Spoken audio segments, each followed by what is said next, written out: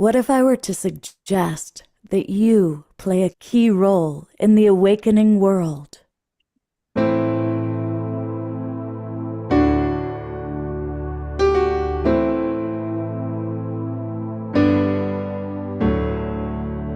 that you are watching this because you have heard the call.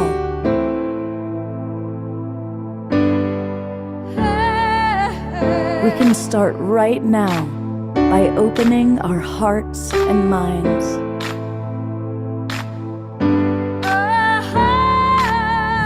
Welcome to the awakening world.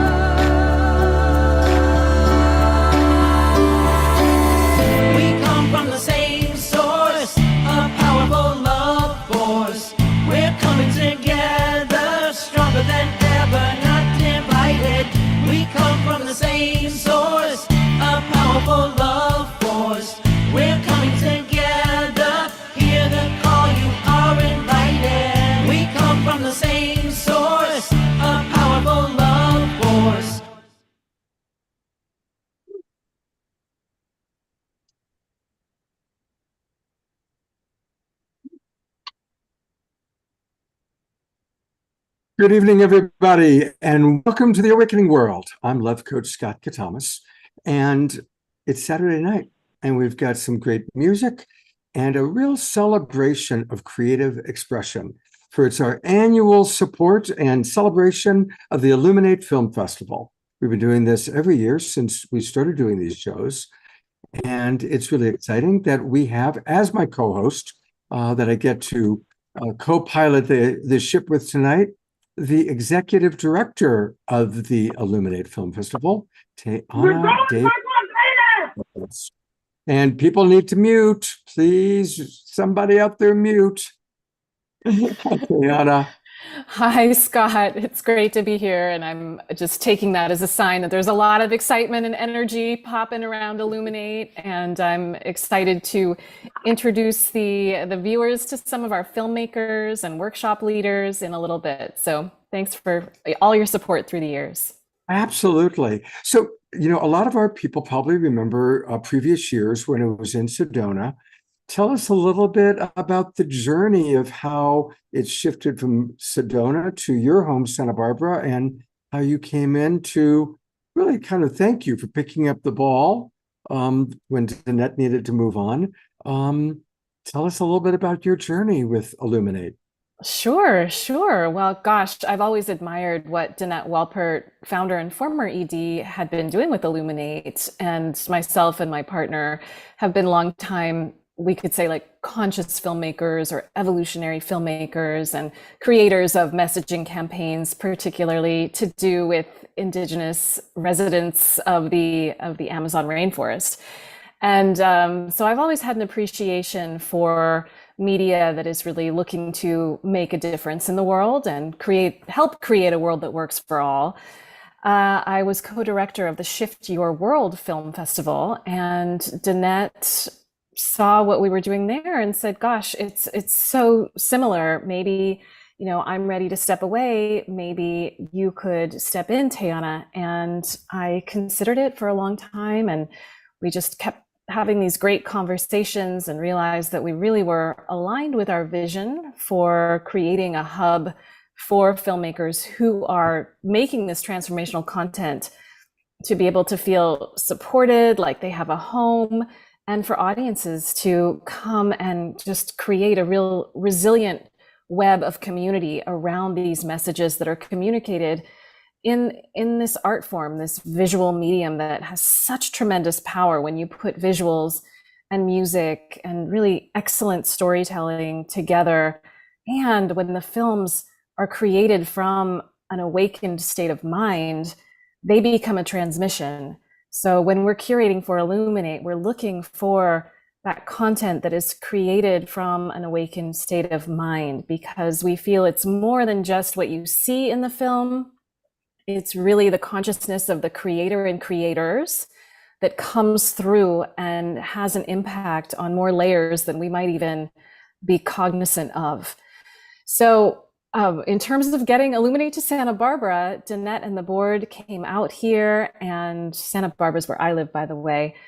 And it has been time for Illuminate to spread its wings and come to a bigger city.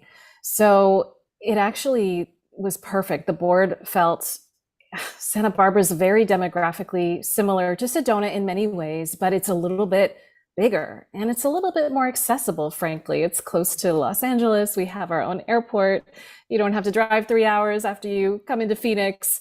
So a lot of boxes were getting ticked, and the stars aligned. And last June, we decided, yep, it's moving to Santa Barbara. And so this whole year it's been an uphill climb. I'm not gonna lie. It's been a lot of work to reestablish Illuminate in a new city, because it's all new venues, it's all new, sponsors and donors and audience. Although I will say we have a great contingent of longtime Illuminate supporters coming from Sedona for the Santa Barbara Festival. And then we have, of course, a virtual festival. After the in-person in Santa Barbara, we have a whole week of many of the same films and some new films that you're going to hear about this evening that run in the virtual. And people from all over the world, wherever you are, can buy a pass for the virtual and see what we're programming, as well as participate in some really fun live events that we're doing. One is called Movies Make Movements Happen. And this is our theme this year. Movies aren't just movies. If they're done right, and if there's an impact campaign, and if we gather community around these films, they become movements.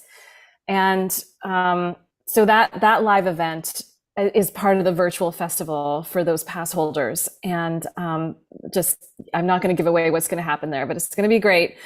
And we have an award ceremony to close out the virtual festival.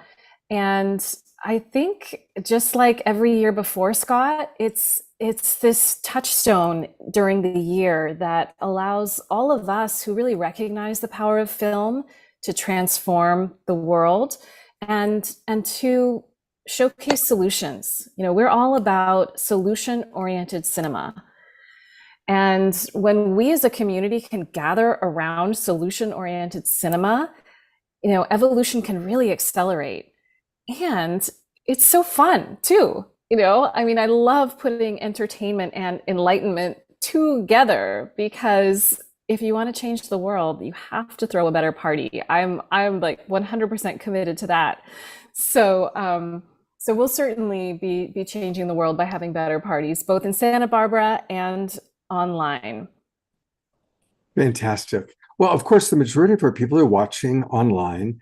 And last year, we've had a lot of Global Peace Tribers who did buy subscriptions to the online program. So take us online and show people how they can register. And then we're going to show people trailers for some of the films. But Tayana, go ahead and show people how they can get the show. Happy to. So here we are at the 2024.illuminatefilmfestival.com. Okay, so 2024.illuminatefilmfestival.com.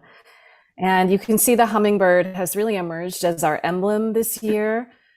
There's a lot of magic that's been happening around this little creature, the hummingbird. And the hummingbird has been pollinating many different elements together, and people from all over the world who are showing up to be a part of this movement.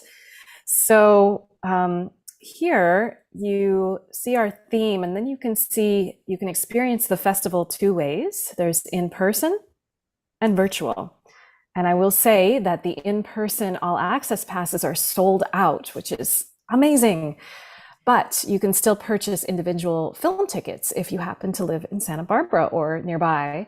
And then the virtual, as I said, is available to all no matter what country you live in.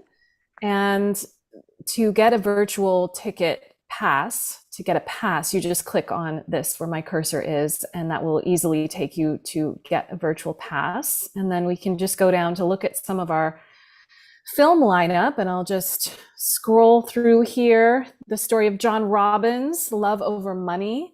He walked away from a lot of money and a big ice cream empire because it wasn't resonating with his deepest essence. And he forged his own path. Unveiled features Joyce Tennyson, one of the top 10 female photographers of all times. And Source is a world festival premiere of Joe Dispenza's work. So I'll just keep going.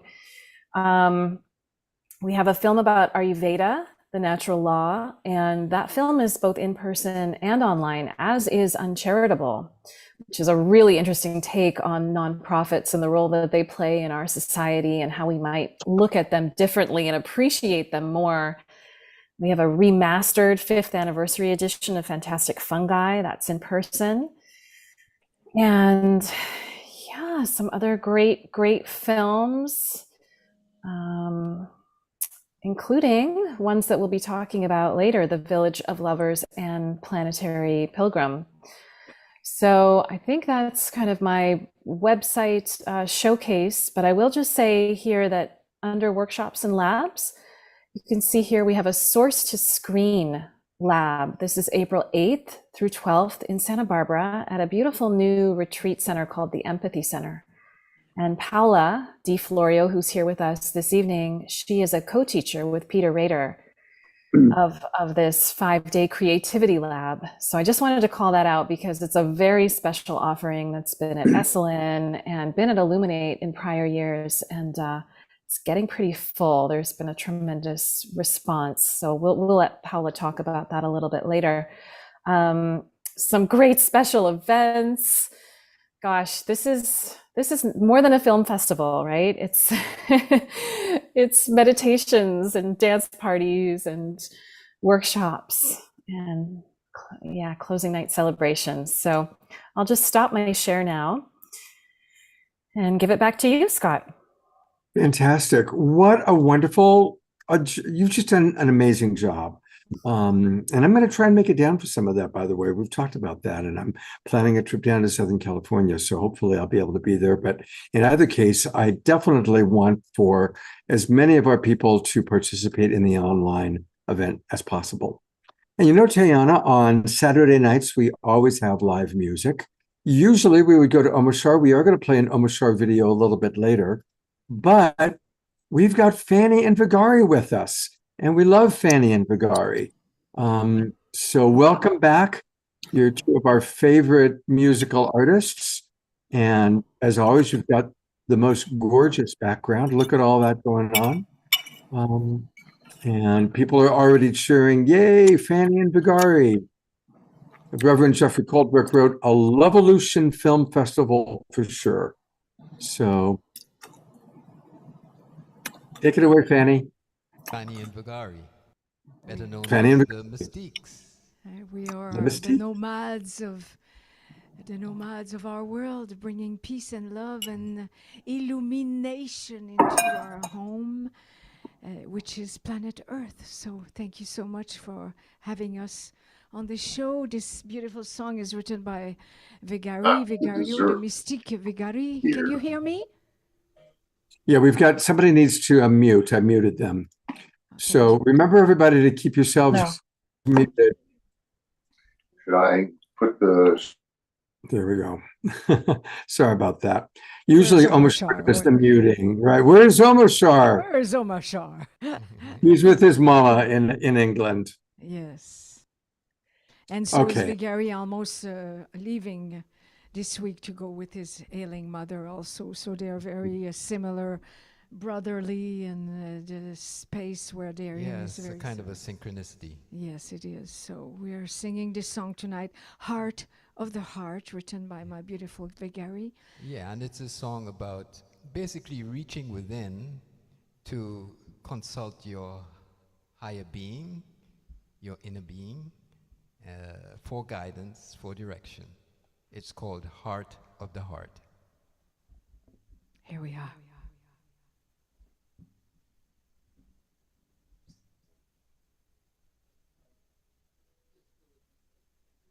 Just gonna be a second.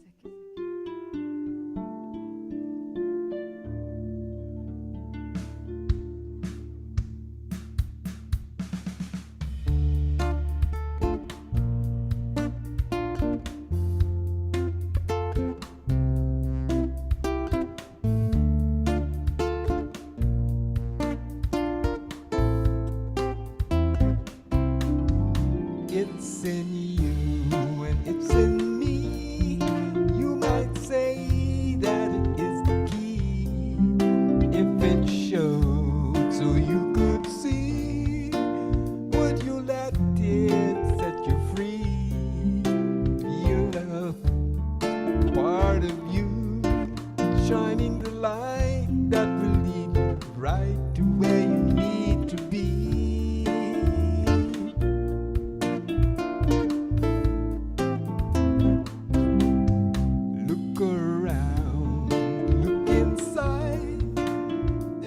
Telling what you're gonna find. Look around, look inside.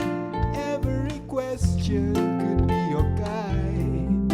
Feel that silent part of you, shining the light that will lead you right to where you need to be.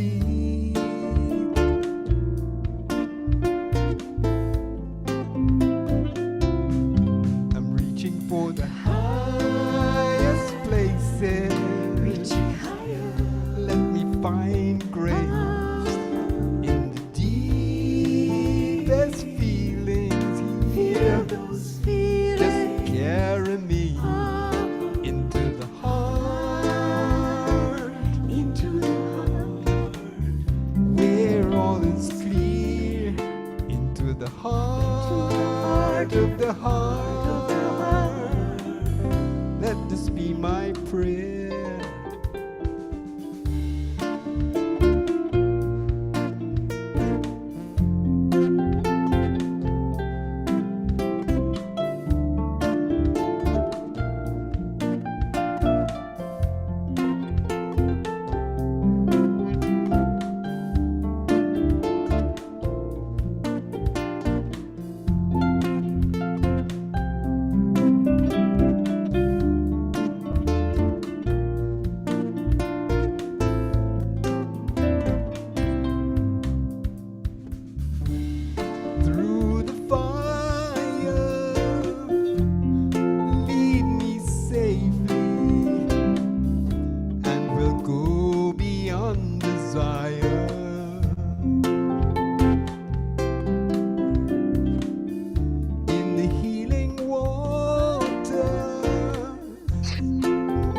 Crimes and now disgrace be washed away. I'm reaching for the highest places. Let me find grace in the deepest feelings here. Carry me into the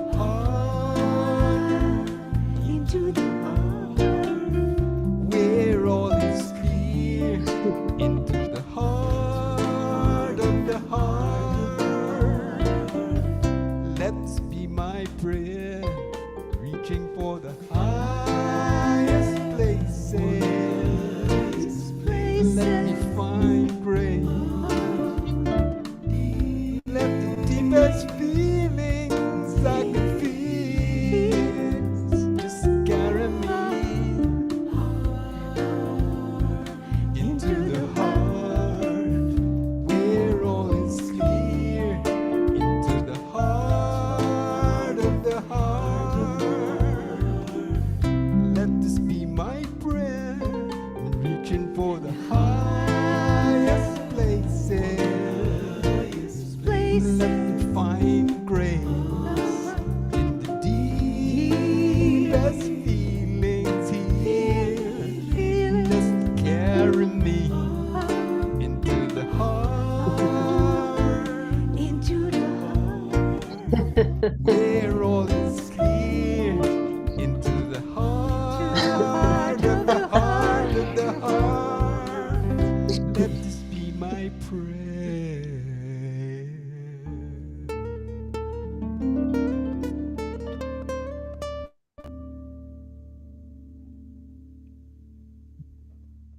we love you guys so much. I'm going to go to gallery view, everybody. Let's give them a lot of awakening world goals.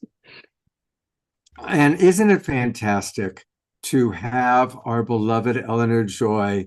For those of you who don't know, Eleanor Joy is who usually, she and Reverend Jeffrey who always lead the moving and the dancing, and even in her hospital bed, there she is, blessing us with, and you look wonderful, Eleanor Joy. You know, yellow becomes you. Sunshine.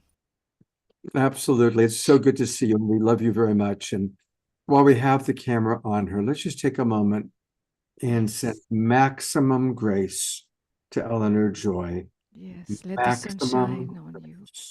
The sun, the light, the healing sunshine light within you, within all of us, creating a divine healing light. And so it is. So it is. Many blessings upon you, Eleanor Joy, and blessings on all of the global peace tribe. Thank you. We love you so much, Eleanor Joy. And we love Fanny and Vigari. And just so people know, the way you can get their music, for those of you in the Zoom room, I put it in the chat box. And for those of you watching on Facebook and our broadcast partners, go to The Mystiques 1111. That's The Mystiques 1111.bandcamp.com. That's the best way to get their wonderful albums. I really recommend Awaken 1111. It's a beautiful album. I enjoy playing it. And Fanny and Vigari will be back a little bit later on in the show. And hopefully so will be our beloved Eleanor Joy. But now we are going to kind of go into the main thrust of the show, which is we get to meet filmmakers. And Tayana, I'd love for you to introduce our first filmmaker. Oh, thank you, Scott. And beautiful music and just feeling the beautiful community. It's wonderful what you've cultivated over the years, and we're thrilled to be a part of it, Scott. And I'm excited to introduce our first filmmaker. His name is Dawa Tarwin Phillips, and his film in the festival is Planetary Pilgrim. So Dawa is a spiritual leader, a best-selling author, filmmaker, and serial entrepreneur. He's the founder of Empowerment Holdings, an international mindful leadership company. And there's a whole bunch of other things that he does, but I'll just let you know that he is also a member of the Transformational Leadership Council and the Association of Transformational Leaders. He's also a leading voice in the global mindfulness and consciousness movement. He lives with his family in Santa Barbara, California. So Wow. Dawa, welcome. Thank you. Hello there. Such a beautiful song. My heart is still resonating from the music. As the song was playing, I got the message that my sister-in-law gave birth to their son, literally as the song was playing. Wow. So his name is Luca, and he was born during the song. So Beautiful. I take that as a very auspicious moment.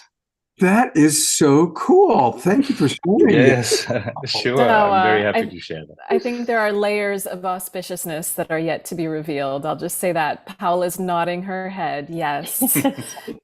So, Dawa, we're going to play the trailer for Planetary Pilgrim in just a moment. But first, maybe you could tell us a little bit about your background as a filmmaker in particular, and what drew you to spend the years and the time and the effort and the resources that it takes to create a film like Planetary Pilgrim. It's a great question. Maybe, for those of us who are working on this awakening world, I would say the instructions all come from the same place. So for me, I was guided to make a film. I had never made a film before. It wasn't on my mind, and I was told it was important that I made a film. And so I started the journey of learning everything there's to learn about filmmaking and what it would entail, and building the team, required, because filmmaking is definitely something you can only do together. It takes a lot of people and a lot of collaboration. And then, trusting the process, trusting the process that the intention behind it and the desire to share a message about this awakening world that you are making the festival about and that you're promoting here with this show, that was an important message to carry forward and to be a vessel for. And I've always been an artist, I think, growing up and throughout my entire life, I've always had art in my life. I've always made art, and filmmaking was one other form of art to do. And it took a lot of trust. And if you're not, I would say you have to be comfortable feeling stupid, because when you do something for the first time, you feel like a 2-year-old most of the time. But in time, if, as friends of mine say, you have to dare to suck. And then if you do that often enough, something worthwhile can come out of you. So it took a lot of work by a lot of people. And I'm the only one here maybe giving answers to your questions, but there are a lot of people behind this film that poured their heart into it. I know that filmmaking is, as you say, such a collaborative art, which is part of the beauty of it, I think. And it really is an example of, the sum of its parts being more than just the parts alone. Somehow the synergy, the alchemy of all of the people on location in that, edit bay, there's energy from all of the filmmakers, above the line, below the line, and it comes in and infuses the film. And I know that we get so close to the people that we're working with. Do you feel like, was there a little family created around this film? Absolutely. And also to the context of the film, we traveled together for 30 days around the globe. And so it was very, very intimate. And then the filming is one part, the editing is a whole nother part. There's a different level of vulnerability required during the editing process than during the filming process. But yes, one definitely becomes a family. And then in the post-production, from the color coding to the music to the editing to the sound design, there's so many aspects that go into this, and everyone brings their own creativity, if one allows for that, brings their own creativity to this piece of art. And and so it's a kind of a combination between the makers of the film and the audience that are present throughout the entire process, I would say. Well, let's go ahead and show our viewers the trailer of this film. Hey, here we go. Planetary Pilgrim. Okay, see if I can get this right. Visiting 17 places in 5 countries on 4 continents in 30 days. Is that right? That's right. That's yes. right. Wow, that's an undertaking. I wanted to help bring the planet back in the conversation of what spirituality actually is about. I knew that I was going to do the trip by myself, but I thought maybe there are others. Maybe there are others that are ready to do a pilgrimage that is not just to the homeland of their tradition. Who can say that they went around the world in 30 days, and it's the first as well of a pilgrimage going around the world. I can't wait to see what I learn.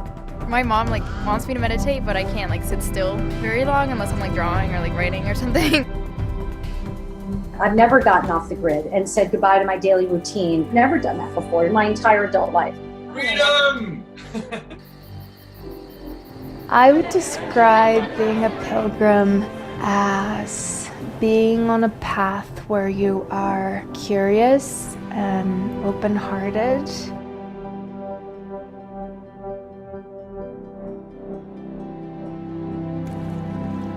Our sense of who we are is limited to our daily experiences, our actions, our routines, our communities, and our sense of history. But what happens when life takes us on an unexpected journey that brings looming questions into focus? There are moments when we get to step out of the ordinary and bear witness to the extraordinary. We glimpse the whole picture and our small but important place within it.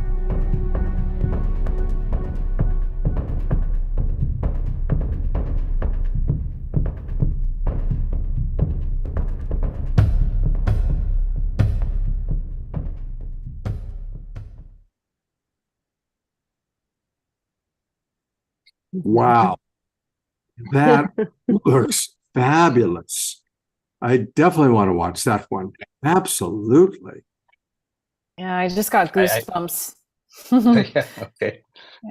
Because Dawa, I was reminded of when we travel, we're lifted out of the mundane. It's a transcendent experience, actually, and it's just like the arts. I think music, like things that allow us to uplift above the fog of the everyday, and in that uplifted place, we can see a bigger picture. We also are, like you said in the trailer, I mean, it's sort of a new experience of who we are without the habits and without the day-to-day stuff. There's an opportunity, I guess is what I'm saying. There's an opportunity to know ourselves and our community anew. What would you have to say about that? Yes, I mean, I grew up as a Buddhist monk. I spent 12 years in a Buddhist monastery, 7 of those in meditation retreat. And before that, I had led many pilgrimages to India, to Nepal, to Bhutan. And it was actually in Bhutan, in a meditation, where I was shown that the next pilgrimage would have nothing to do with the spiritual tradition where I had been trained, but it would be a pilgrimage of unifying consciousness, and it would be to honor the earth.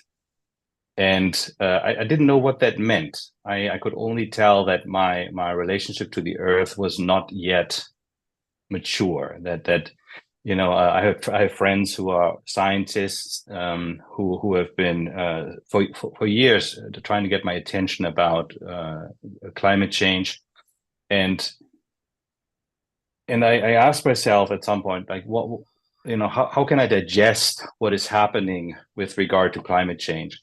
And I realized the only way would be to go further into the relationship with our world and with our planet, and to really get beyond this sense of separation, and to allow my heart to really feel this planet and the people on it.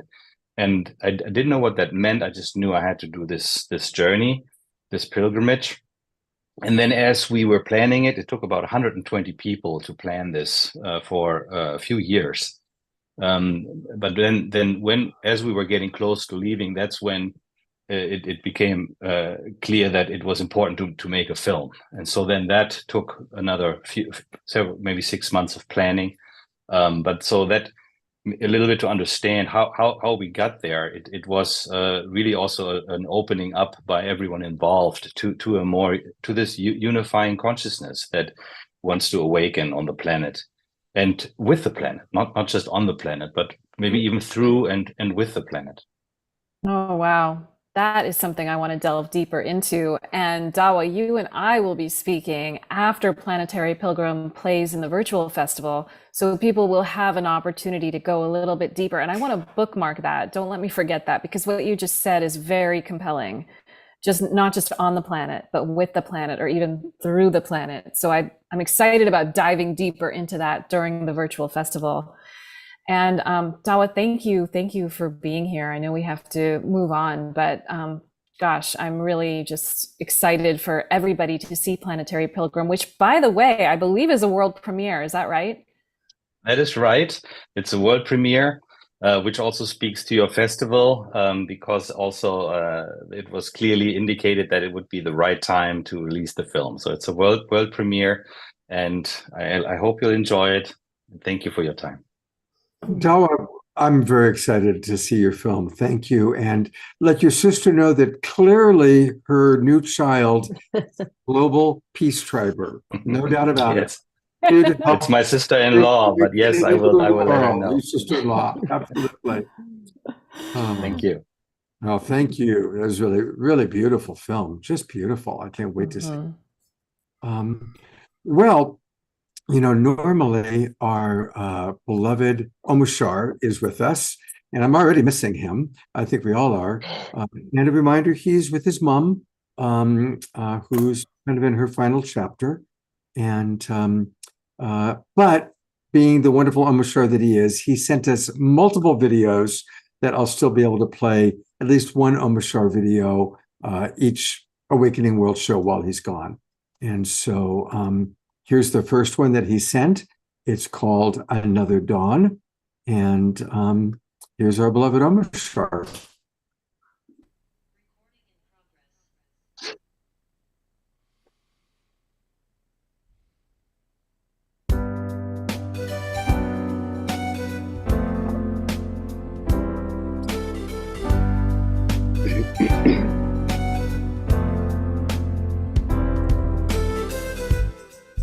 Another dawn, another day.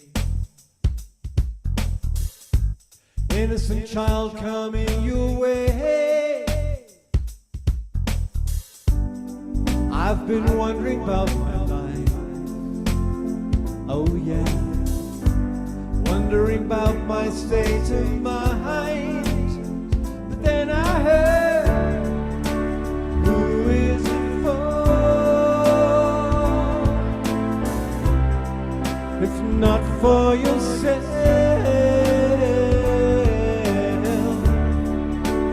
how do you feel? And why do you cry, cry, cry, cry, cry?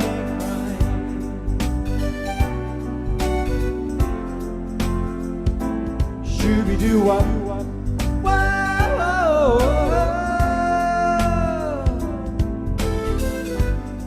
the sun is warming up my mind. Ocean breeze blows me away. And yet still, I've been wondering about my life. Oh yeah. Wondering who will take my place. But then I heard, who is it for?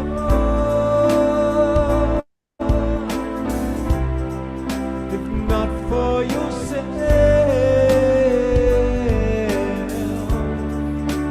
how do you feel? And why do you cry, cry, cry, cry, cry? Who is it for?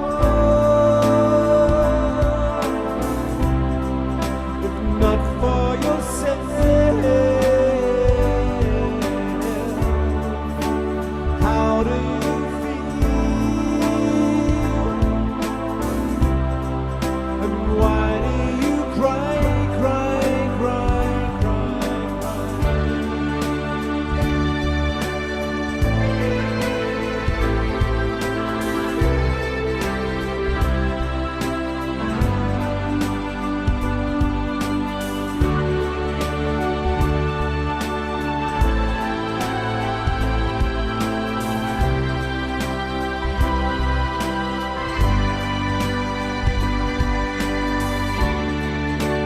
Who is it for? If not for yourself,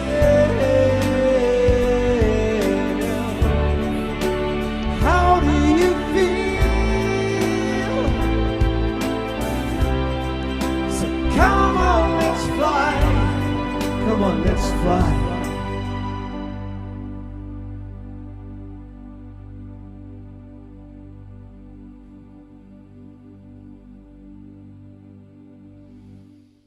Mm-hmm. And spotlighted our three wonderful cheerleaders, Reverend Jeffrey, Eleanor Joy, and Tiara. Thank you for carrying on, and thank you, beloved Omushar. And people have been asking, well, where do we get the information on Illuminate Film Festival? So again, it's simple. The website is illuminatefilmfestival.com, and that's where you can learn all about it. Go to the virtual screening room or become a member.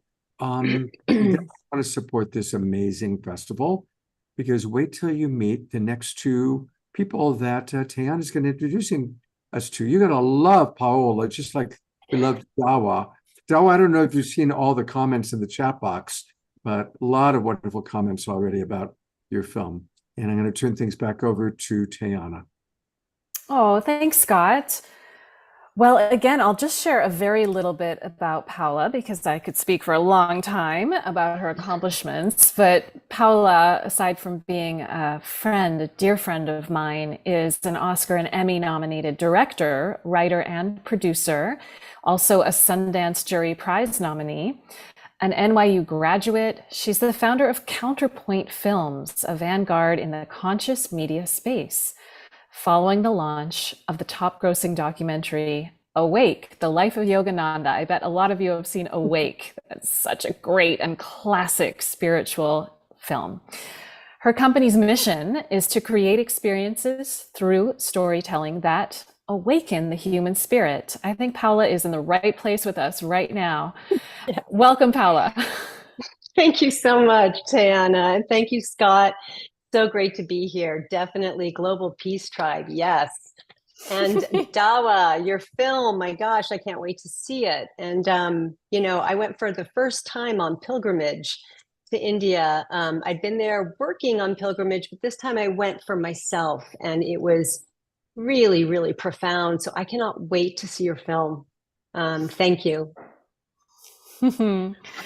So Paula, while you are a filmmaker and while Awake is celebrating its 10-year anniversary, is that right? Yes. Wow. Well, so your involvement this year at Illuminate, though, is a little bit different. You're teaching Source to Screen, which is a 5-day creativity lab. And maybe what we'll do is just roll the video about Source to Screen, and then you can tell us all a little more. Does that sound good to everybody? Absolutely. Sure. Yeah. Okay, great. Paula, have you pulled it together so you're going to be able to? I might be able to. Let's see if I can. Okay, great. Okay, let's see if we can make this work.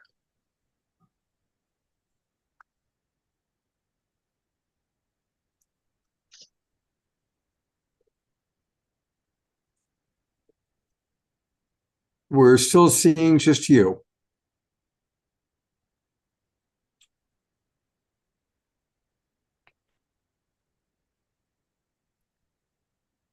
Paula? We're only seeing, oh, I'm sorry. that's all right. Is that working? No. This Not is yet. Peter. I've just posted the Vimeo link in the chat. Okay. There, Scott. Can you see it? Yes, okay. If we're going to do this, then chat for a couple minutes, because it's going to take me a minute to take the video link, embed it into my computer. Okay, Sure, so let's no go worries. ahead and- So we'll yeah. chat. Yeah. So Paula, so you co-teach this with your husband Peter Rader. Hi, Yeah. Peter. And you've been teaching it for how long? And I think we really want to know the why of this offering. Yeah, absolutely. Well, first of all, let me just say that we actually don't think of ourselves as teachers. We think of ourselves as facilitators, and that's for a real reason, because this is a laboratory. This is where people come to test things out. And what we're doing is really looking at what happens if we create a really supportive environment for going deep within ourselves. And just like on pilgrimage, where we, like Dawa was saying, everything comes into focus because we create that space. Well, we do that same thing in Source to Screen. We're really finding or looking for a situation where we can find that kind of incubator, that environment, that laboratory, where it's okay and safe, and actually it's designed for you to come into alignment with what is happening for you, essentially. And is that if you actually come into that kind of alignment, then sometimes ideas which actually come and find you, rather than you going and finding an idea, they're out there in the ether. And when we are in alignment, the right idea comes to find us and finds a home there. And that's when I think true inspiration kicks in. And I feel like, we don't really live in a world where there's enough to support that. There's so much that is really a distraction for us and becomes almost a part of, we're almost like we are hypnotized, to follow some sort of agenda out there in the world. And, at some point, some of us who are awakening in the world start to realize, wait a minute, what's going on? This doesn't have the meaning. This isn't who I am. This isn't what the planet needs. I have a different purpose. And so many people right now on the planet are waking up to that. And yet there's not a community except for this beautiful community and ILLUMINATE, which is an incredible community. In fact, this lab was born at ILLUMINATE. We took our film Awake, The Life of Yogananda, to ILLUMINATE, and it was the first year. So we got to be a part of that inaugural year in Sedona, which was so exciting, by the way, because there was nothing like it. There still is nothing like it.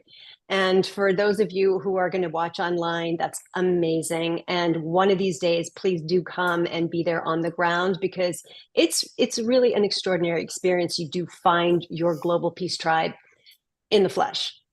But we were there, and I think that experience was so profound for us, because making Awake was the first time that I had an awakening while making Awake.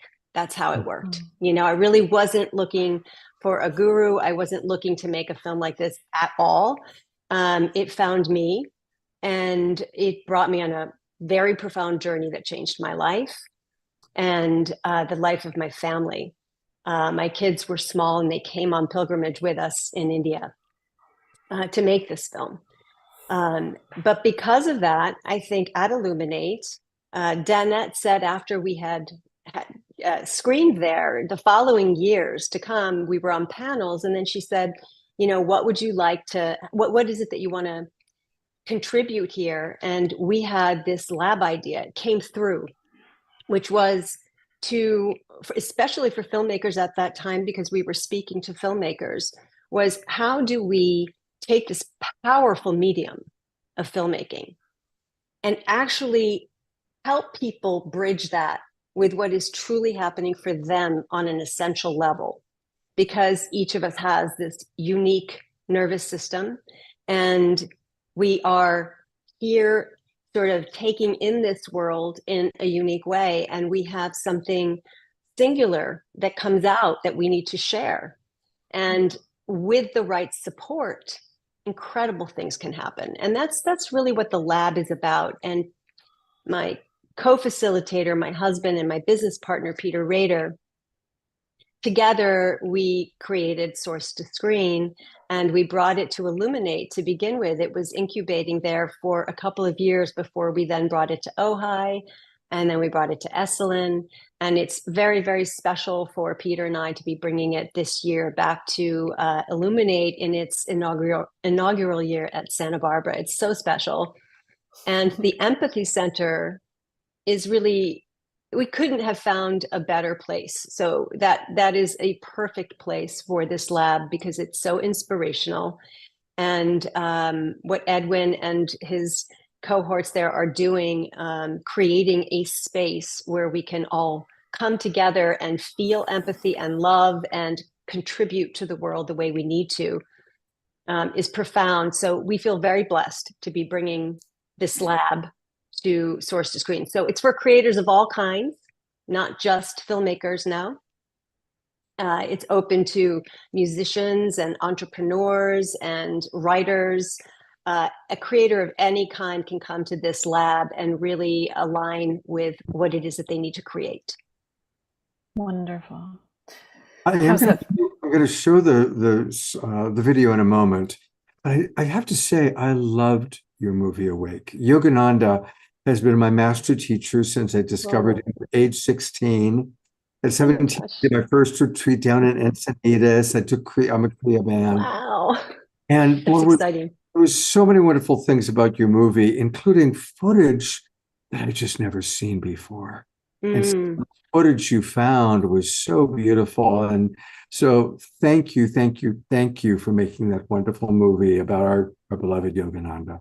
Well, all gratitude to the Self-Realization Fellowship and all the monastics, the monks and nuns who really labored to find all of that footage that had been locked away, for years and years, and to bring it out and restore it so that we could use it in the film.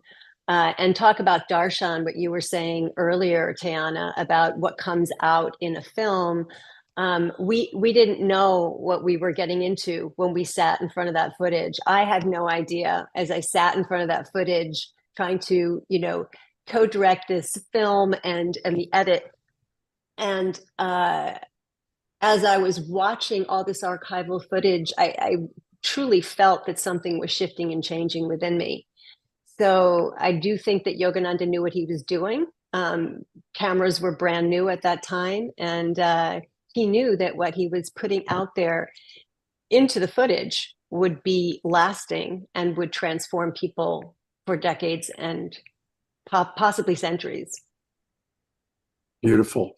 Absolutely. So many of the people who've been significant in my life also have a connection to Yogananda. I often believe that he brings us together. It's almost like whispers in our ear and kind of guides to make sure that Tayana and Kit Thomas meet each other or whatever it might be. Not to be confused with Scott Thomas. That's right. Hey, let's watch. I'm hoping this will play well because I wasn't able to embed it into my computer. So let's give it a go, though. Hopefully it'll play well.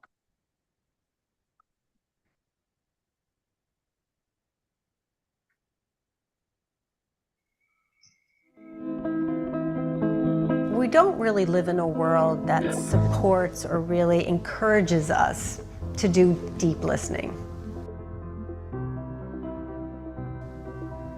We're distracted by everything around us. We're distracted by our iPhones, our iPads. It's getting harder and harder unless you are consciously trying to reverse those searchlights and go inward, to listen to inspiration.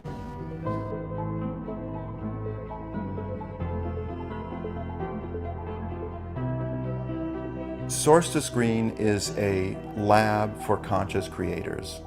Whether you're a writer or a filmmaker, an entrepreneur, and you want to bring consciousness into your process, you want to do something with purpose and alignment, we create a container where that can occur in a safe and sacred way.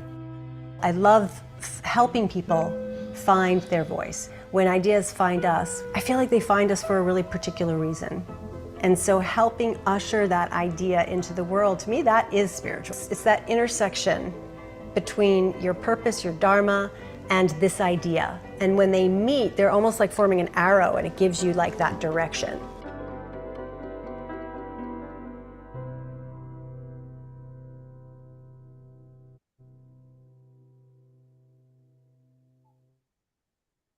Wow. This looks like fun. This looks like a really beautiful experience for people to have. We're very blessed to be able to do this, and we've been doing it for 7 years now. And each time the cohort that comes together, they're just meant to find each other, and they support each other well beyond the actual lab. So it's a special thing. And we still have I think 1 or 2 spots available, Tayana? Yeah. Yep. So, yeah. Yeah, so to find out more about Source to Screen, it's just the same website. So either illuminatefilmfestival.com, and then you click on the top where it says 2024 Festival, and inside that 2024 Festival page is Source to Screen. So yeah, that's right. So, oh good, it's right there. Yeah. Yeah. And then, yeah, you can easily navigate to register there. So Paula, we're just really touched to have you and Peter back because you are integral to the Illuminate family. You are, you were there at the very beginning of Illuminate, and now Illuminate is celebrating 10 years and So exciting. Like starting this new chapter in California. And it is so exciting. And it actually just wouldn't be the same without you being involved this year in such an important, meaningful way, because like you said, I mean, that the 15, 20 people who are going to be taking this lab, this can change the trajectory of somebody's creative life. And I know that you've witnessed that over the 7 years that you've been teaching it. Yeah. Yeah. And thank you, Tana. We're really thrilled that Illuminate has come to Santa Barbara. We actually feel that this is the place for it. So thank you so much for having that vision and for making this happen and for being our fierce leader now. It's my total pleasure. Thank you, Paula. Thank you. Paula. Thank you, Scott. And you have another wonderful filmmaker to introduce us to. Oh, yes. All right, Ian McKenzie. Where are you, Ian? Let me see here. Greetings. Hello. Hello. Do you hear me? Hello. Yeah, I can hear you. And let's see, Ian, I'm just looking for your bio, which just disappeared. So what I'm going to do is just allow you to introduce yourself, please. Just hand it over to me. Well, yep. I'm steeped in a teacher that some may have heard of. His name's Stephen Jenkinson, but he's generally coaches people out of introducing themselves because other people tend to be better at understanding, who you are better than you might think. But I can say that I've been a filmmaker for about 15 years. And initially came to film very explicitly to shift consciousness as quickly as possible. That was something that I felt we understood, or myself, I mean, many others too, understood that, the trajectory of the dominant culture was headed off a cliff. And so the need to participate in meaningful ways became apparent. And so for me, I felt that I was drawn to film just as a medium, but itself artistically, but I felt that it was the most effective way actually to reach enough people. And so that really started my journey in film. And since then I worked on a number of projects. The bio now I see is in the chat there, but worked on one some might know called Occupy Love with a Canadian director named Velcro Ripper, as well as Lost Nation Road, which was about Stephen Jenkinson, as I mentioned, the teacher. Sacred Economics with Charles Eisenstein, some folks may know, as well as Amplify Her, which was looking at the rise of the feminine through primarily electronic music, but really looking at sort of how to understand what that meant. And then most recently, which is what we're going to talk about now, is The Village of Lovers, which is about a radical community in Portugal that caught my eye about a decade ago and invited me to the community, and I've never been the same. Oh, amazing. And Ian, I'm just remembering, I don't know if we've actually connected this dot, but I grew up in Victoria, British Columbia, and you are based on Vancouver Island. Is that right? Indeed, about an hour north of Victoria. So yeah, we share the roots there. Are you in Duncan? We have quite a few members of our Global Peace Tribe that are in Victoria and Vancouver area. Oh my gosh. That's it. That's an epicenter. John and Summer Raymer, who are going to be on a little bit later, are from that area. And awesome. Eleanor Troy is from that area as well. Yeah. Beautiful. Well, Ian, what do you say we roll the trailer for The Village of Lovers and then we can talk a little bit about it? Yeah. What I might offer just initially is that, so I think it was Dawa who said, film, it can take a number of years, a lot of people, and that's certainly been the case here. This one has taken almost 10 years to put together. It started in 2015, and I didn't expect it to take this long, but lots of things happened, a global pandemic, among other things, and somehow, though, felt like it needed this long, actually, to percolate, to really try to understand what is this community trying to bring, to the global noosphere. And myself and filmmakers, I should mention, I have a co-filmmaker, John Wolfstone. He's based in California, as well as Julia Marianska, and we're this creative triad. Which, if you've ever tried to make a film with 3 directors, I don't recommend it. But but somehow we found our way, and the film, of course, has been touring this last year. And so, yeah, please tee it up there, I believe, Scott. Okay. Thank you. Well, I just clicked it. That's interesting. It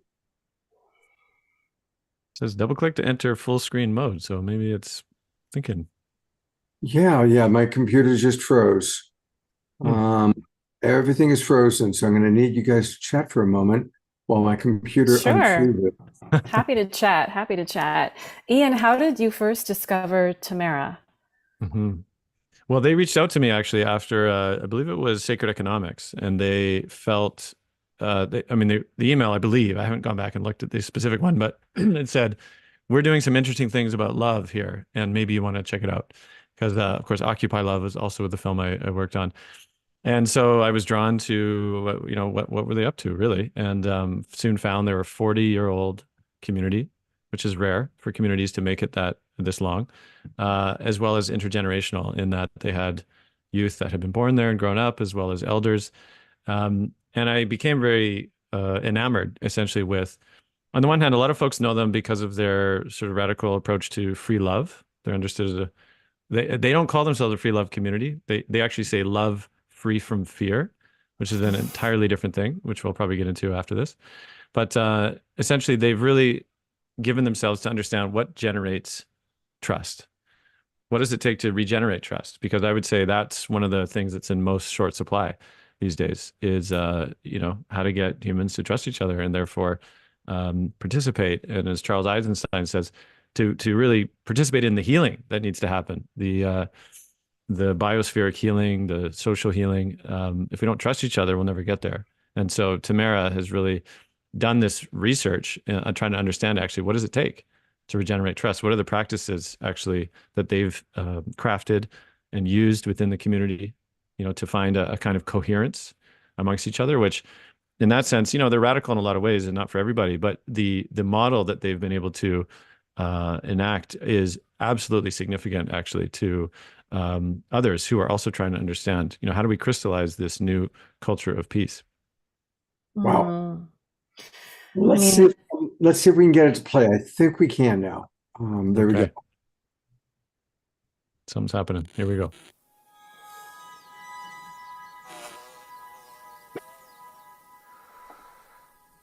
We are preparing a cultural shift to find new ways of dealing with the crisis where we all are in.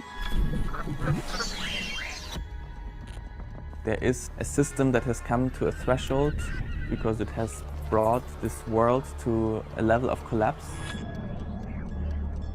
There must be another possibility to live. We said, let's try to make experiment how we can live together with all the people that we love. This village of lovers, how we called it. The first group started and it was growing quite quick. Everybody of us felt when we make limitations around love, then it will not work. Then we will not really live together. After 1 week, we have competition, we are jealous. When I came to Tamara, I suddenly had the opportunity to experience Eros with more than just one man. And when that happened, I got scared. Der Sündenfall besteht darin, dass der Mann anfing, die weibliche Quelle zu erkennen und zu erschrecken und zu unterdrücken. Hier ist eine Quelle der Gewalt, weltweit. Humanity became afraid of the wild powers of life. Reclaiming this energy in a new way is a political action. And even if we try to step out, all our societal structures are built on competition. This is the basic of the patriarchy. I want to have your mine owning. Throughout the whole history, there is a series of all kinds of utopian attempts at creating community, but you see a never-ending story of failures. We need to find a solution for the big, unresolved issue of eros, of love in humanity.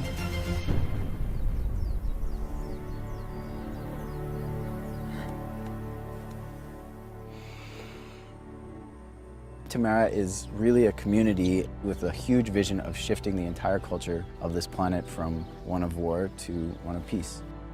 It's a place where a culture really based on trust, on transparency, is being born. We live beyond our individual realm, beyond our realm of friends and family, to understand that we are planetary citizens. The matriarchal culture, the patriarchal culture. And now something new wants to appear.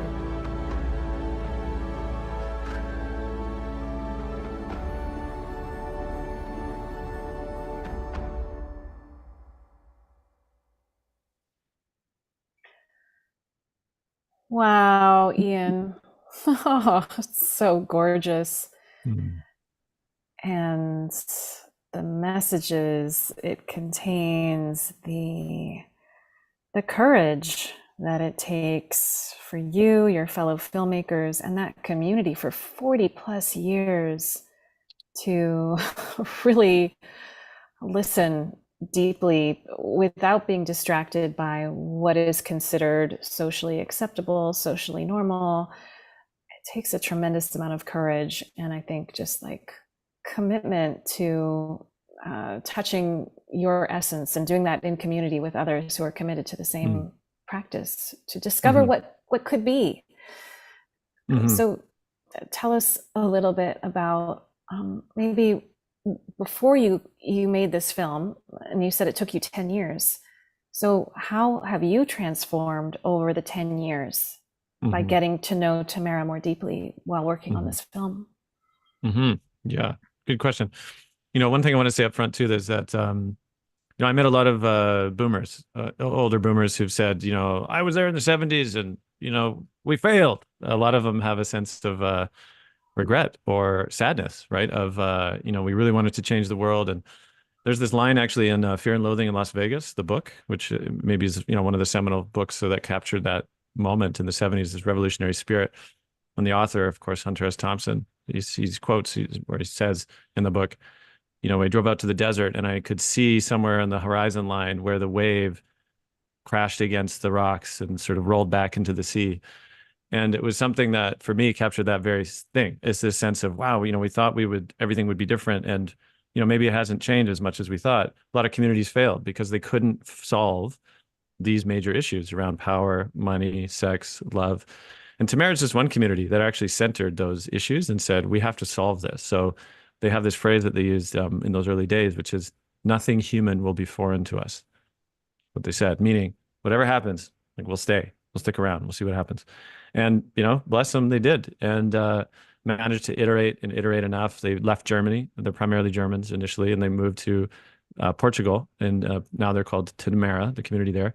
Somebody in the chat just mentioned Zeg, which was a sort of sister community that stayed in Germany at the time. And they're very much in contact, the two. But I'd say for me, what really shifted was one, this understanding of Eros, which you saw named in the trailer. Eros understood to be beyond simply sexual love, which is usually how it's translated, but that Eros is really the core life force of you know, everything, and that they, through that deep place of listening, managed to create a kind of attunement to how this energy, how life force wants to move. Dieter Doom, he's one of the co-founders. He called it the sacred matrix. And again, different names, right? There's lots of different names for this, but just that life had a certain intelligence. And if we can attune to life, it gives orientation. It's like, how does life want to move? How does water want to move, right? And if it was, quote, a living being, which it is, surprise. And so for them, they just really attune to that and see where it would take them through this emergent process. And so for me, that was a big shift, understanding Eros as life force, right? And how do we attune to it? And then also understanding that, you know, for most of human history, we've lived in something like a village, right? Small communities with deep connection, solidarity with each other.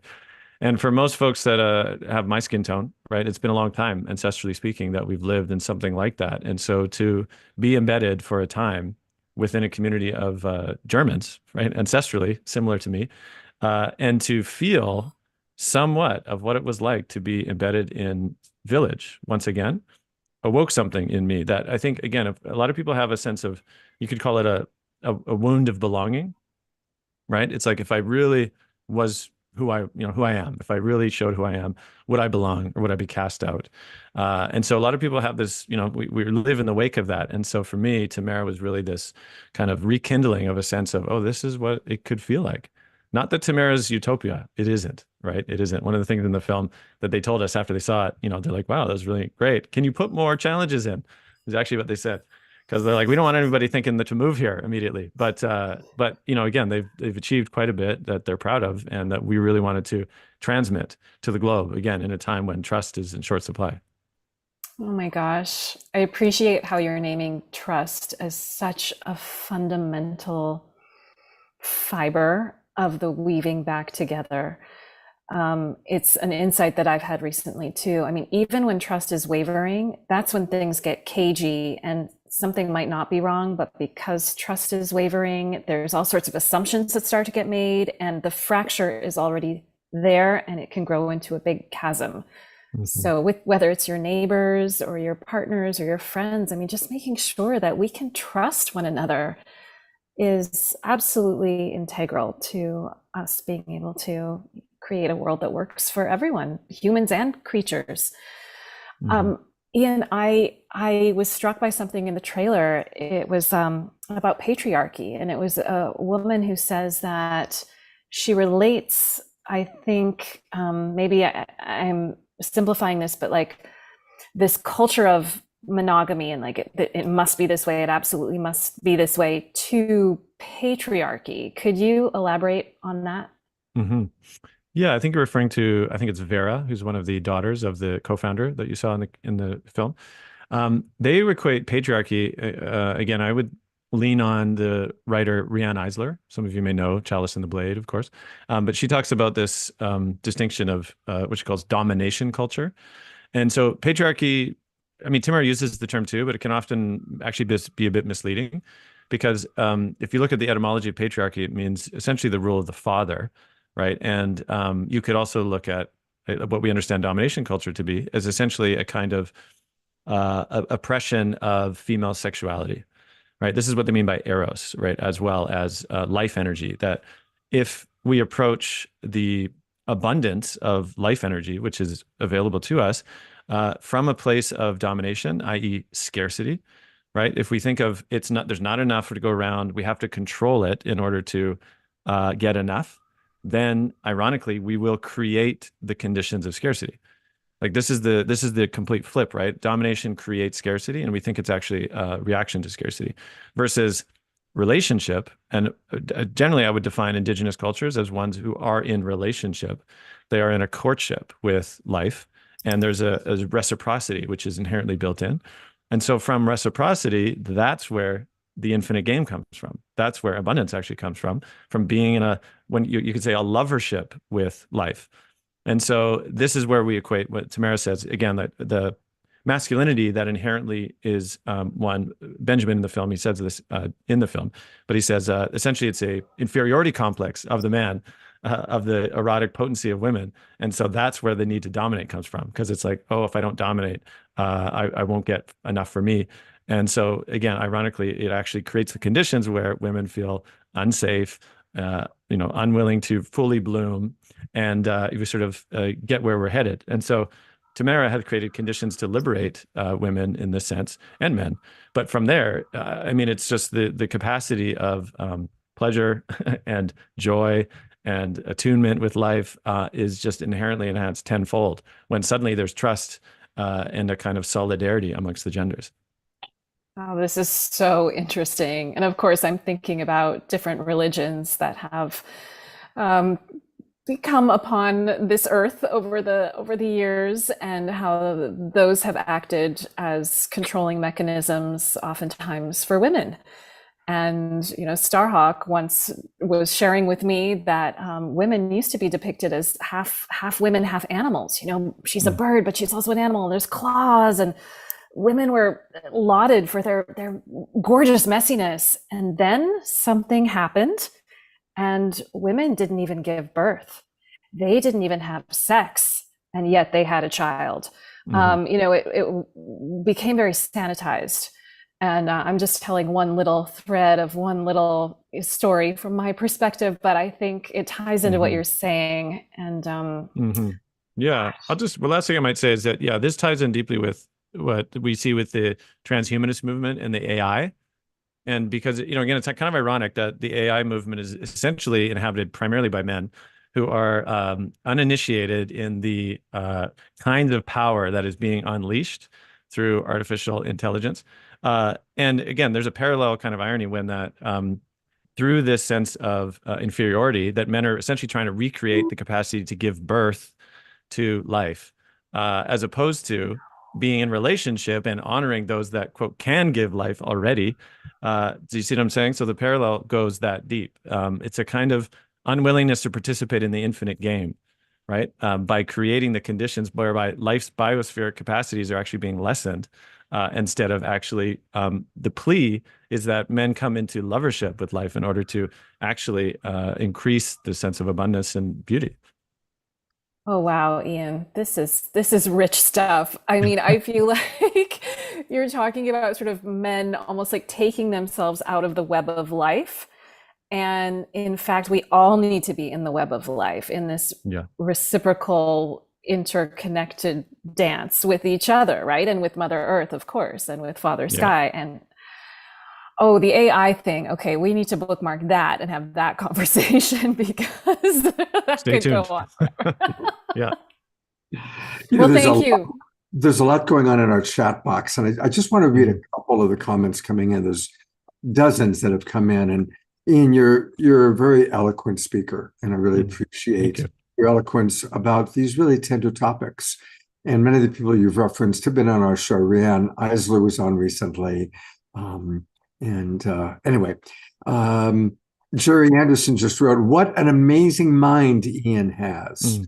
Ayada writes, "Men come into lovership with the world." Wow, that's beautifully said. Kathy writes, "Hopefully more of humanity will become aware of what you're saying, Ian." Let's hope so. Carol Craig writes, "My husband and I adopted the phrase, 'You're not the boss of me.' It's a philosophy, and it really helped us to remember that ideology whenever someone tried to be overbearing or oppressive." Could I just say one last thing actually about war, actually, which is Tamara, one thing that is so incredibly profound, they do a ton of peace work actually directly like on the ground in lots of different epicenters around the world, including Israel-Palestine. And so they believe that Israel-Palestine, they call it an acupuncture point in the global noosphere. And if they can achieve peace there, that would ripple out onto the world. And we filmed with members of Israelis and Palestinians in Tamara during the production of the film. And one of the Israelis actually says in the film, "It's funny that we have to go to Tamara to meet our neighbors." And it's so interesting because he's like, because the trauma field is so intense, and even more so, of course, now with what's going on, that they actually have to go to a place like a peace field in order to essentially de-armor enough to just make contact. And from contact, war inherently ends, right? Because suddenly if you're like, oh, you're not another, you're another human being, you have, dreams and wishes, all of a sudden it's like there's no war anymore. There's no opposition. And so the ability to create these peace fields is vital, just as Tamara has done, in order to actually heal the intensity of the trauma that is ongoing right now.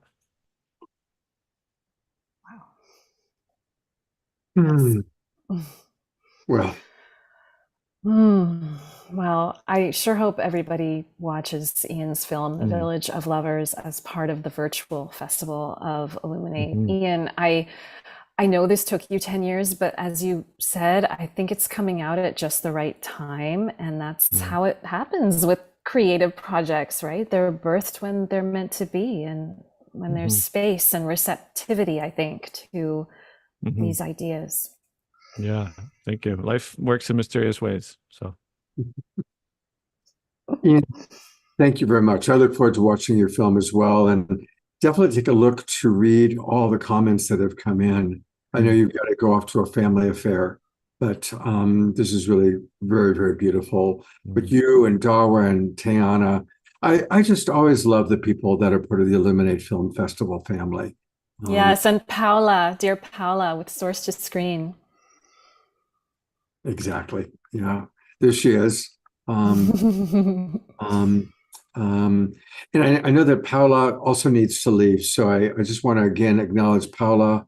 Ian, thank you so much for the wonderful work. I made one movie in my life, and I wrote it, directed, produced it, It was 3 years of my life.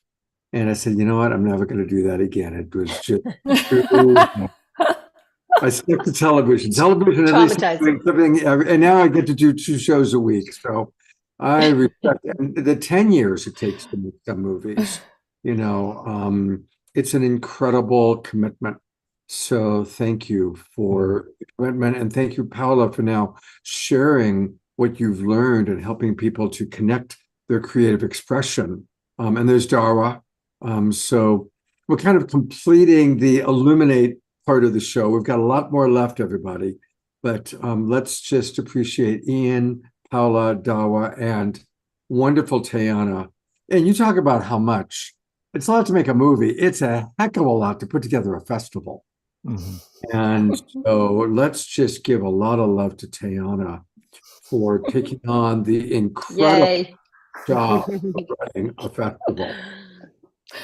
Thank you, Scott. Thank you. And I have a beautiful group of people working alongside me who I couldn't do it without. So I appreciate all the good energy, and I will receive it in these last couple weeks as we lead up to the festival opening. So Scott, what a gift to have us all here together in community and sharing about the Illuminate Film Festival. We're so grateful for your spirit and your entire community's love. It's felt. Thank you so much. Absolutely. Dr. Laura just wrote, making a movie is like birthing a baby. Absolutely. Yes. Kathy writes, bless you all for this work. So thank you so much, everybody. And one more time, a reminder, the way to go is go to illuminatefilmfestival.com. illuminatefilmfestival.com. You can watch films on demand. Of course, I really want to encourage everybody, join the virtual festival. I can't wait to see the movies that we saw presented here tonight. And thank you. Look forward to a wonderful, successful festival, and God's blessings to each and every one of you. Thank you, Scott. Thank you, Scott. Thanks, Scott. Thanks, everyone. Thank you, everybody. Thank you, everybody. Well, we still have a lot more left. We're about to bring up another person who's part of our Global Peace Tribe, and that's Dana Tomasino, who is also sticking her toe into creative expression. And she's going to share one of her creative expressions with us tonight. And then we're going to hear from John and Summer Raymer. We have another Fanny and Vigari song. So we've got some wonderful stuff coming up. But I'm going to now bring up Dana. And of course, those of you who were at our Los Angeles retreat, Dana was there. We were all in a big house together.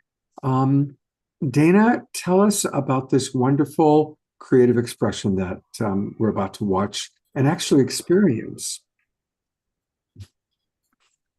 And you need to unmute. Thank you, Scott, and aloha, everyone. So I have created what I call a sacred sound infusion in honor of water. And I did this for World Water Day, which was yesterday, to honor water. And before I go further, I just want to say, if you're able to listen with headphones or earbuds to what's going to be listened to in a few minutes, it really is optimal because it was designed to be listened to in that way for more of a multidimensional experience. So if you have those, run and get them. In any case, in the past few years, I've been developing my voice as a conduit for divine energy, for higher dimensional energy, the same kind of frequencies and energies that I work with in my healing work. And I've begun to create these sacred sound infusions. And even more recently, I've begun to combine them with video. And this one is on water. And I have to say that I've had a very long, inspired journey in my life, a long relationship with water. And it started even in my late adolescence. I became interested in water as an energetic communicator, quite a bit before those concepts became more popularized globally. So I had that interest and that passion, and it was actually that passion to understand water as an energetic communicator, really as a consciousness, that opened up my whole spiritual path.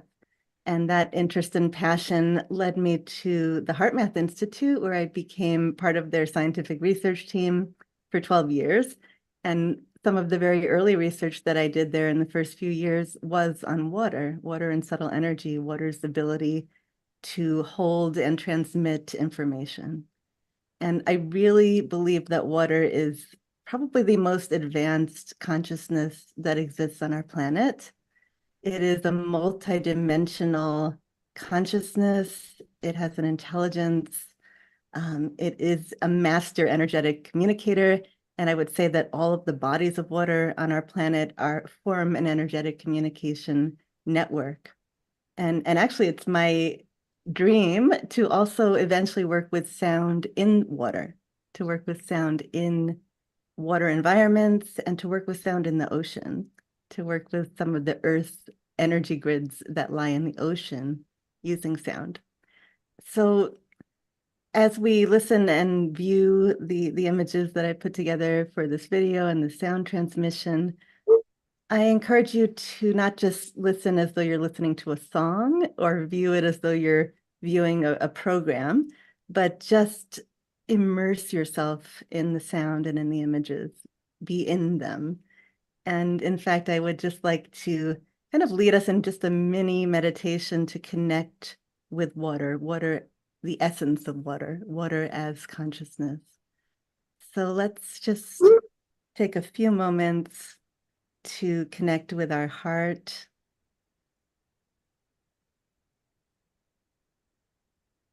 And taking some nice breaths through the heart. Deepening our breath.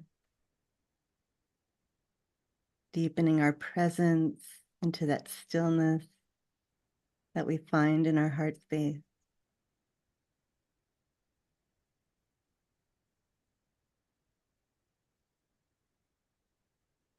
And from this space in the heart, let's imagine that we are actually immersed in water, that water is surrounding us and holding us. And from this space, we can begin to radiate this pure love into water.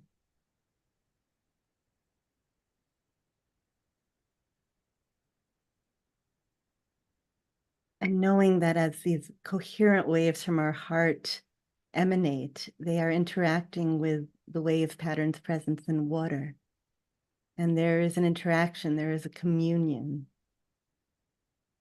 And we can intend to deepen that connection, to deepen that communion with the essence of water.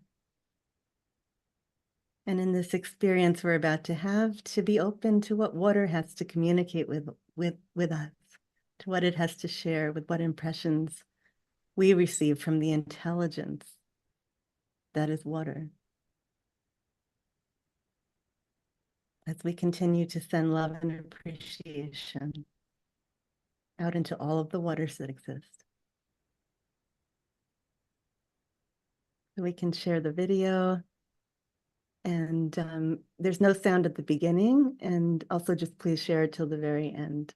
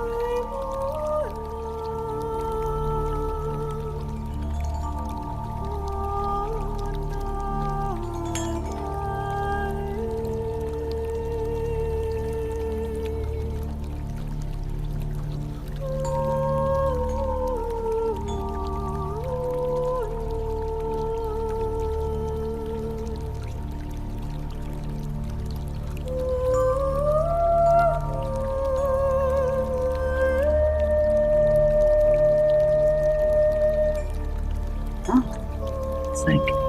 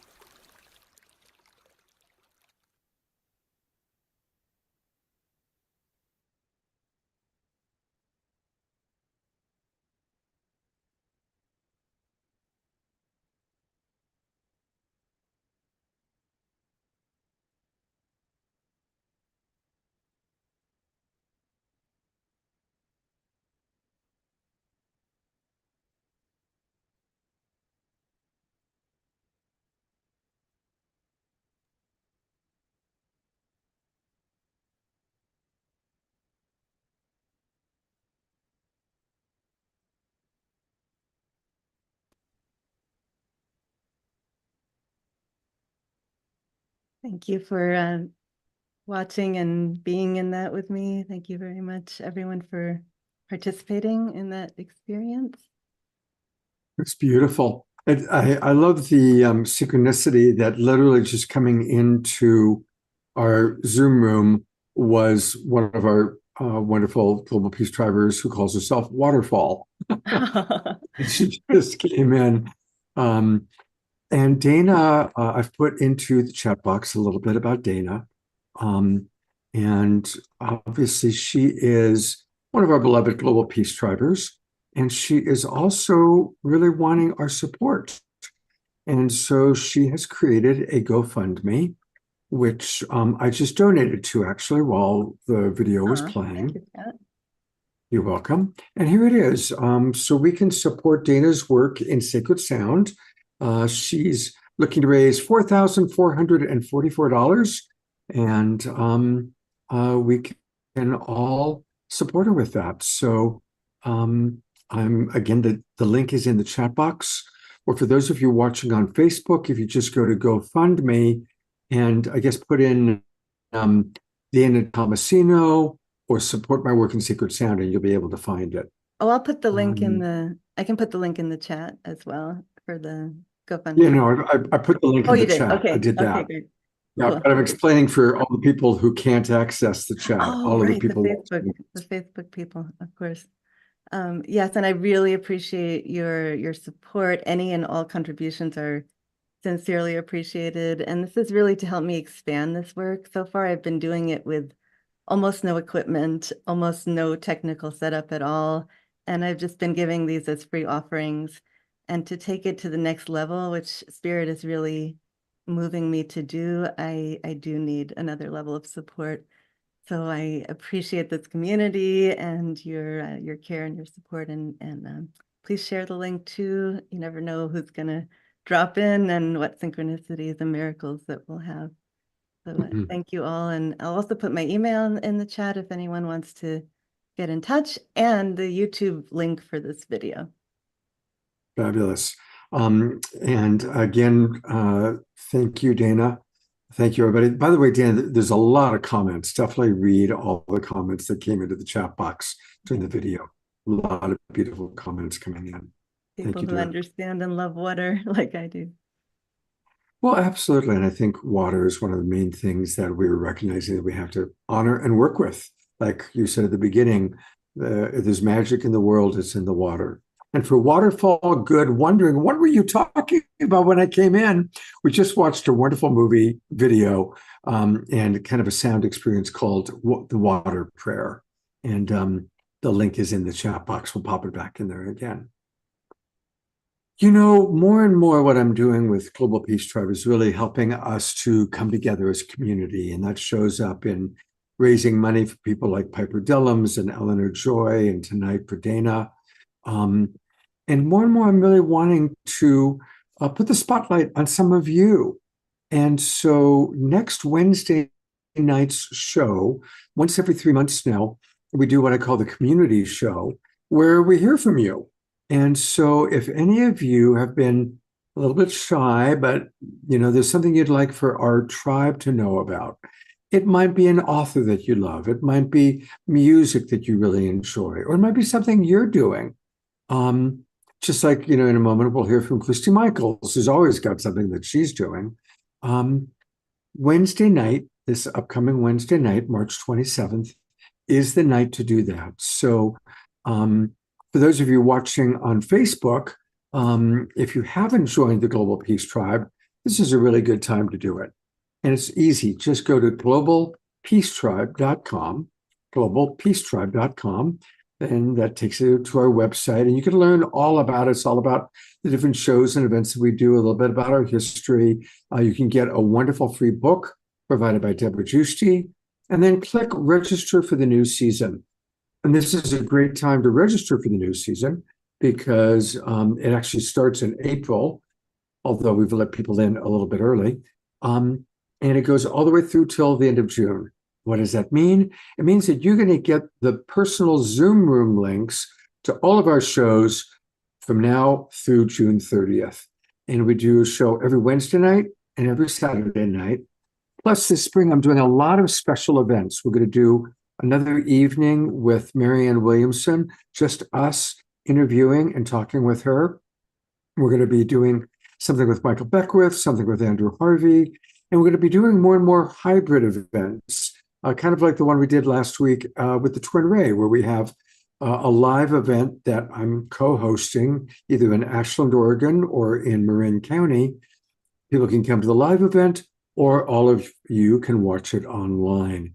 And we're going to be doing quite a few of those this spring. So come and join the Global Peace Tribe.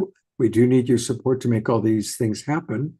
And you can come in at all sorts of levels as low as $22 to get all the links to our Zoom rooms. And also you'll get the replays. We provide all the recordings of our shows. We're about to celebrate, in 2 weeks, we'll be celebrating our completion of 4 full years and over 500 editions of Global Peace Tribe shows. So a lot going on, and come be a part of it. And again, if any of you want to present this Wednesday night, let me know. Drop me an email or send me a text message and let me know what you'd like to present, and I'll make sure you're on the agenda. And speaking of community, 2 of the great community builders I've ever met are John and Summer Raymer, and they are with us tonight. Are you still in Hawaii? Yes. Aloha. Aloha. Yes. Aloha. We are on the road. Yes. Yes. We were up at 4 a.m. to head to Pele for a sacred ceremony that's connected to all of the good that's coming down, Scott. And, you know, Palenque has just finished with Brother Phil and Adriana. Indigenous voices all over the world are rising with their allies. Fires are being lit. And thank you so much for everything you're doing here. And thank you to everyone for all the love and support. That GoFundMe that we did paid for what happened down there. And we've launched this sacred covenant, a global pledge of unity. So I want to share with you about that when the moment's right. But I'm just so grateful to you, Scott. We just pulled over here. We're a little tired, but we're here and grateful for it. We're tired, but our spirits are high, as we were at the crater of Kilauea, which is the home of Goddess Pele, at sunrise for a very special ceremony with led protocol by a very dear Indigenous elder, Lonnie, who supported to make sure we did all of the right things and led us to a tree that is connected to her sacred ancestor lineage. She calls Pele, she calls her Nunu. Right. Yeah, like grandmother, Pele. So yes, and we are so grateful to be here. And on the other side of Dana's offering to that beautiful water, as the ocean surrounds us here, the medicine. So grateful to come in on those frequencies with our dear sister Dana. Yes. So I've pulled up, I'm assuming since you're in a car, it might not be so easy for you. Here is what we're talking about: the sacred covenant of uniting humanity and restoring Mother Earth. Right, that's the covenant right there. Right. So tell us about it, and then if you want, I can click to the pledge when the time is right. But tell us a little bit about this. Yeah, it's really beautiful because it seems to touch a part that all of us can relate to. This idea to unite humanity and restore Mother Earth. And we've gotten a ton of responses already. And then what I went ahead and did, and I did this before during Awakening to Humanity's Sacred Mission, is I've summarized these. I went to ChatGPT and I said, okay, take all of these responses to the question, why did I make the pledge? And we thought it would be nice for you guys to hear our collective voice. This is what people have said so far, as summarized by ChatGPT, okay? So why did I make the pledge? Well, driven by a profound personal and spiritual... Okay, hold on. What did I do here? Yeah, and so this is a distilling down of many voices around the world alongside Palenque. that have been sharing their pledges. And this is a distilling down of the sort of voice collectively, along with Palenque. Driven by a profound personal and spiritual call to action, individuals making the pledge to unite humanity and restore Mother Earth, embrace indigenous wisdom, integrating sustainable practices, rewilding, and harmonious coexistence with nature. This commitment, fueled by a deep sense of responsibility towards future generations and the planet, acknowledges the urgent climatic, ecological, and spiritual crises our global community faces. It underscores the belief in the profound power of unity, love, and collective action, guided by the rich insights of indigenous cultures that honor our interconnectedness with all beings. Through this sacred covenant, pledgers not only aim for a future of peace, balance, and respect for all life, but also commit to becoming guardians of the earth, advocating for its healing and thriving based on principles of mutual support and the timeless wisdom passed down by indigenous peoples. That was the summary of our words. And we invite everyone to make the pledge. And also it's the words with Palenque, because all the ceremonies that happened in Palenque is connected to so many of us that it's time we want to restore our humanity, and it's time for us to do it. So this is an opportunity, and many people that were at Palenque, they participated in this pledge, and it was a very significant part of the conversations that I think would be really good to share that context as well, as those ceremonies came to a close today. Yeah, of course, World Water Day, that's part of what's been happening. The 22 women's prayers for the 31st month happened yesterday. So it's a culmination of a lot of work, 50 years of Phil's life, the whole reunion of the eagle and the condor, the quetzal and the hummingbird. You can go there and write. So, and in fact, Scott, you might want to show this. If people still have more questions, that's the actual form to fill out the pledge. But go back and you see that the place where people can, and here's what's happening, learn more about the pledge. So if you go back to that homepage, right, down below the people on the top, it says, it's beautiful what's said there, but if you want to learn more about the pledge, you see that little button above, make the pledge? There's a button there. I'm clicking it. Yeah, I'm clicking it. And that kind of unveils in more detail there are 4 sections. And there's the foundational framework, there's the core commitments, there's the strategic approaches, and then there's this continuous improvement. So the idea is that we continue to evolve this narrative about our sacred covenant, and we can evolve the pledge over time. Just in the way you heard me summarizing here, that's what we intend to do. So we're in a new world. The future is not like it was in the past. And the indigenous voices are rising with their allies. We're grateful to everyone in the Global Peace Tribe and you, Scott, for your leadership here to say, hey, let's make this pledge. Let's take this into action plans that drives into one world. So the beautiful bridge that we're building from the pledge to the ability to put forward actions there and support each other in unprecedented, unified ways. That's kind of what we see emerging that we wanted to offer up as some feedback from what this last week has been about. And there were some questions in the chat. I just want to acknowledge too. Some of the people asking about where the Palenque events. So there were many ceremonies that were live streamed, and the place that they were live streamed is mostly the home landing page was Walking the Red Road, which is Hereditary Chief Phil Lane's Facebook page.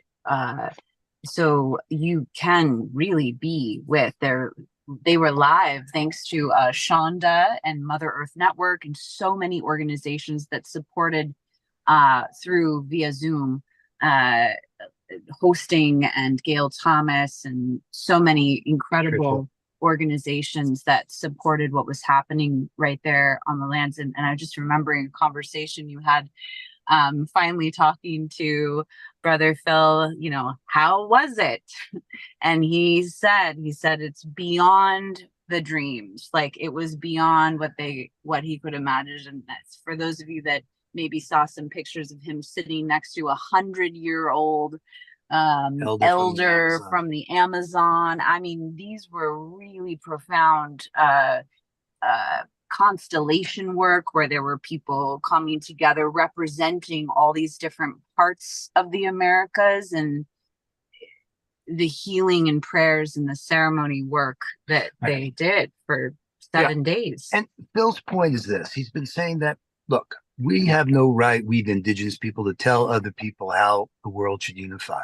But if we can model it in the Americas and show that happening, and they are, and that's what's happening here, that then this could be a beacon of light to all of us on the earth, to recognize the importance of the indigenous voices that have been ignored, and the opportunity for us as allies to come together in this unprecedented way. That's why the pledge, the idea of a global pledge of unity, we call here the sacred covenant, .earth, to unite humanity, restore Mother Earth.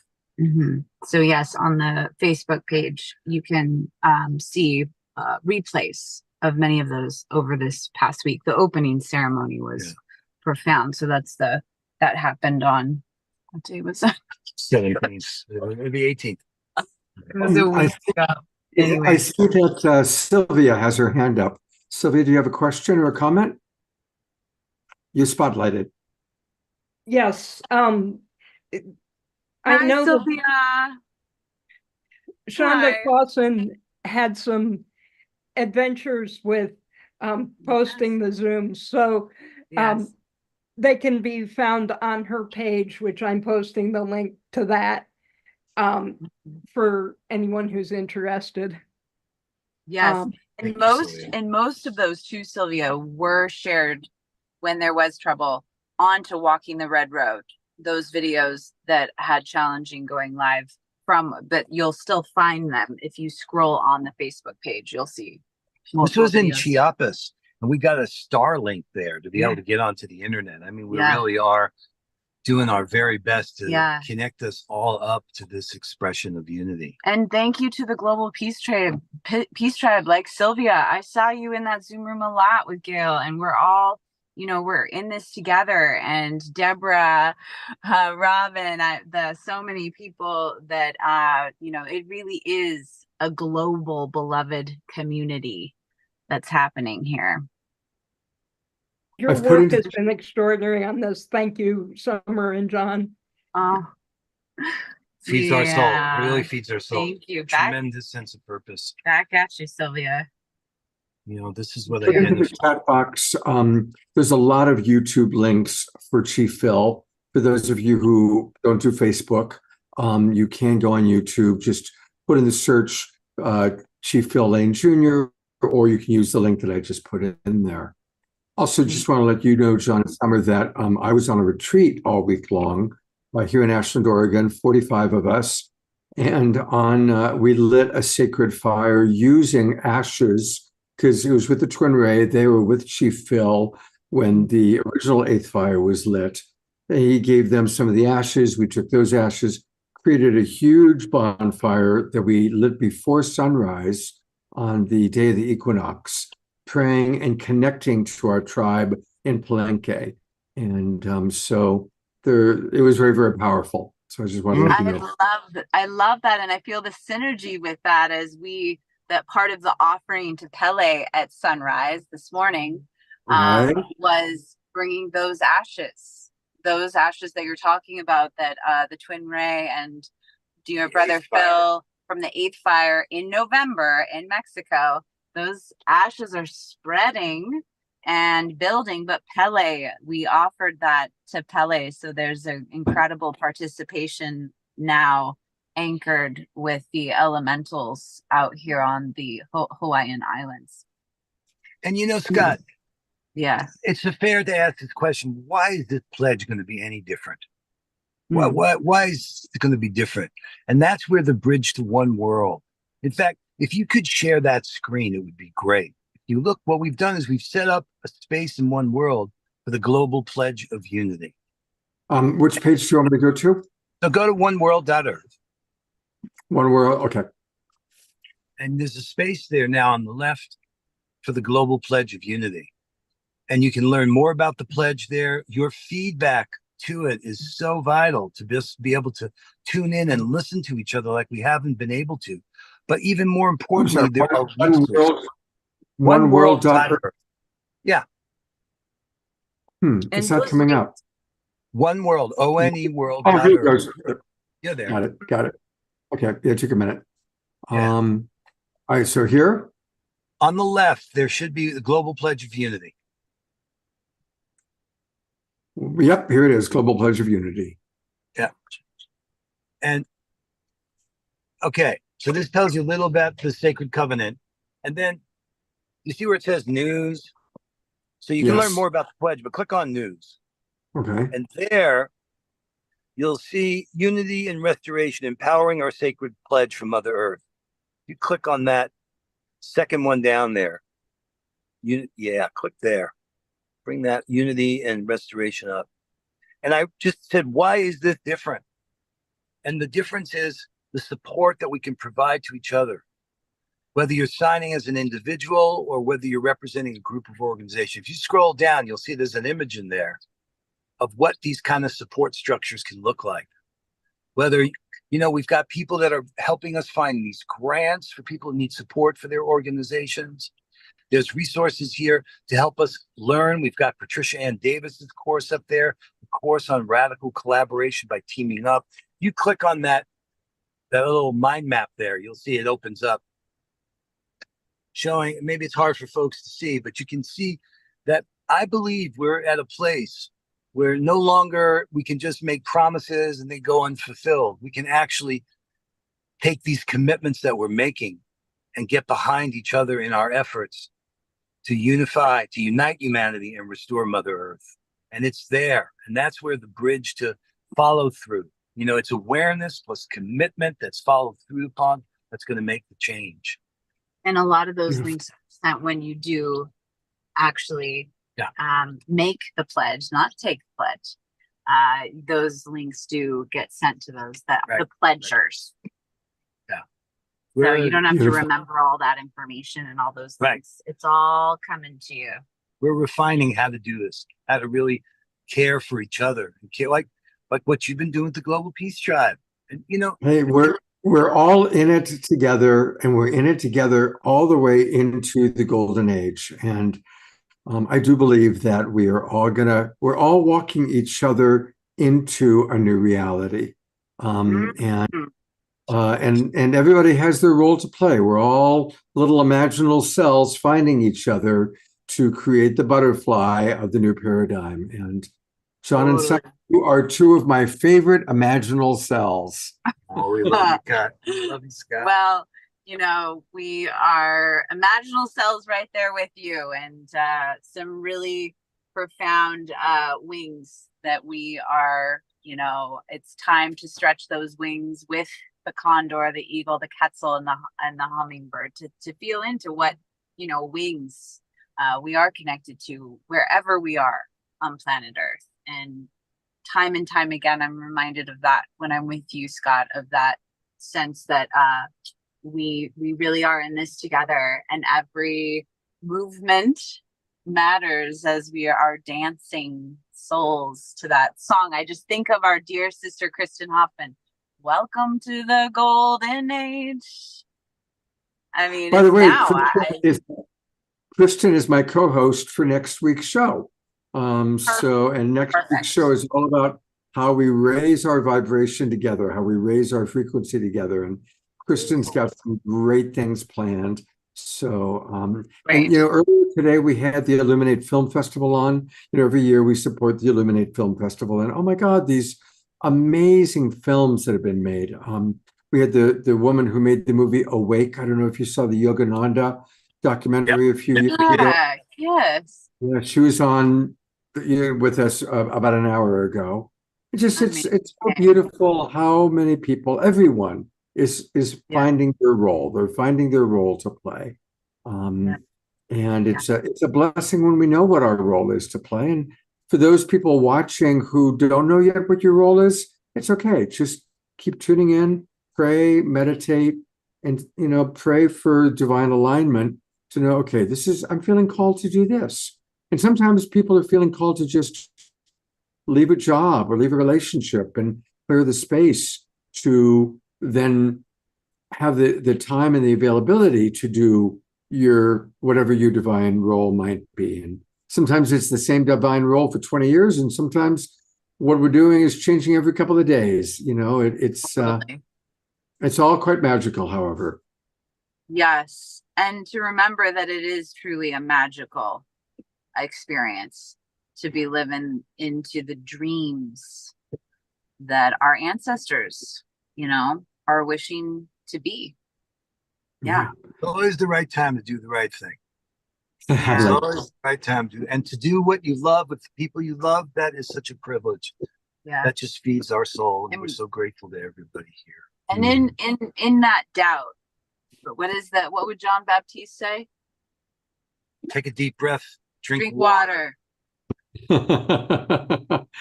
Well, I'm going to let you get back to your beautiful Hawaiian vacation. You both deserve it. I love you both so much. Thank you for all that you're doing to create community. There's a lot of messages coming into the chat box of people appreciating you. And I love you both very much. Aloha. Mahalo. Oh. Bye. Bye for now. Thank you. What a beautiful community we are so blessed to be a part of. We still have a few more things left. We're going to hear from Christy Michaels. We're going to have a final Fanny and Vigar song, and Diara is going to lead a group healing experience for us. But carrying on with the spirit of community, I'm going to turn it over briefly to Christy Michaels. Christy, what are you up to? Thank you so much, Scott. Oh my God, you did it again. I mean, this movies and everything tonight, and what John and Summerine were just talking about. We are having the 14th annual Magdalene Moonrise Easter celebration on Easter evening, because the feminine is the moon. So we do a moonrise service. Typically, Easter is a sunrise service for the masculine. And we're bringing back the feminine and honoring Magdalene's place as an equal, because Jesus' brilliance was that he appeared to her. And that's because he was trying to elevate the status of women.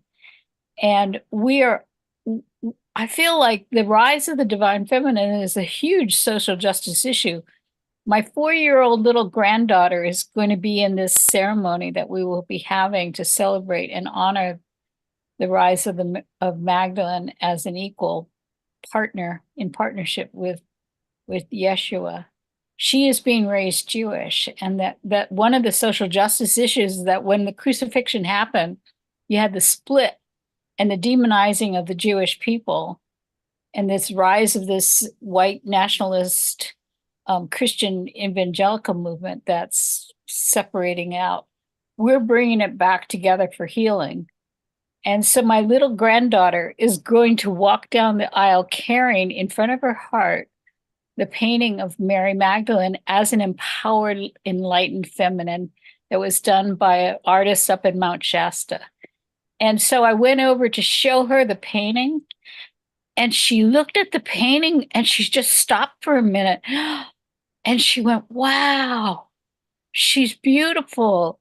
It was like her eyes fell on this sacred, empowered feminine, and she was being informed. Now, when I was 4 years old, my mother didn't even have a clue. We didn't even know that there was a Gospel of Mary Magdalene that told about how empowered Magdalene really was and what a leader she was in her partnership with Jesus. None of that, it was all suppressed. She was a prostitute and a penitent sinner and all this stuff. And the Gospel of Mary Magdalene revealed, no, there is no sin. And not only that, but she became in what is called full consciousness, that like the movie Awake, she was the awakened one. She realized she got that.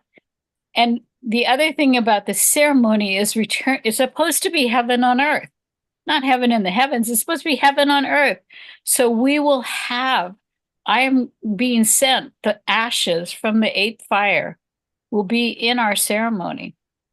We are going to show the Koji film with the messages from the Divine Mother. We will have an altar area where people can pray to the Cosmic Mother. The sanctuary where we're going to be in at Fairfax Community Church is full of beautiful, stunning artwork, all about the Cosmic Mother and the Black Madonna and Magdalene and whatnot. So if you can't be there physically in person, you can come on and be online. And I also made a little movie trailer. I made my own little movie trailer to tell the story of my granddaughter, because they just got back from France and they made the pilgrimages up to the cave of France. And, you know, in her gospel, and I'll end with this, but in her gospel, they talk about Magdalene becoming the fully realized, that means a fully integrated human being, right? With the Shakti Shiva, the outer female is integrated with the inner male, and the inner male is integrated with the outer female. I mean, it's like both and. We learn to become whole. And my little 18-month-old grandbaby is in the crypt, going up to the statue where the Magdalene is in the cave, in the statue. And she knows how to walk. And she gets down on her hands and knees, and she makes the pilgrimage up to the statue, crawling, hands and feet. And then when she stands up before the Magdalene, she's eye to eye with her. And she looks at her and she goes, Mama, Papa, Mama, Papa. She recognized that she was before an integrated whole person. So I put the link to the film in the chat, and you can go to my website, gospelofmarymagdalene.info, and the little movie trailers on there. And the beginning tells that story of their little pilgrimage, and you can see Magdalene, a little 18-month-old seeing Magdalene for the first time. And she's like, wow, Mama, Papa, Mama, Papa. I mean, this is, and by you showing up and participating and helping to support us and buying your tickets and being a part of this, you give these children a chance to be raised with the knowledge of the risen feminine.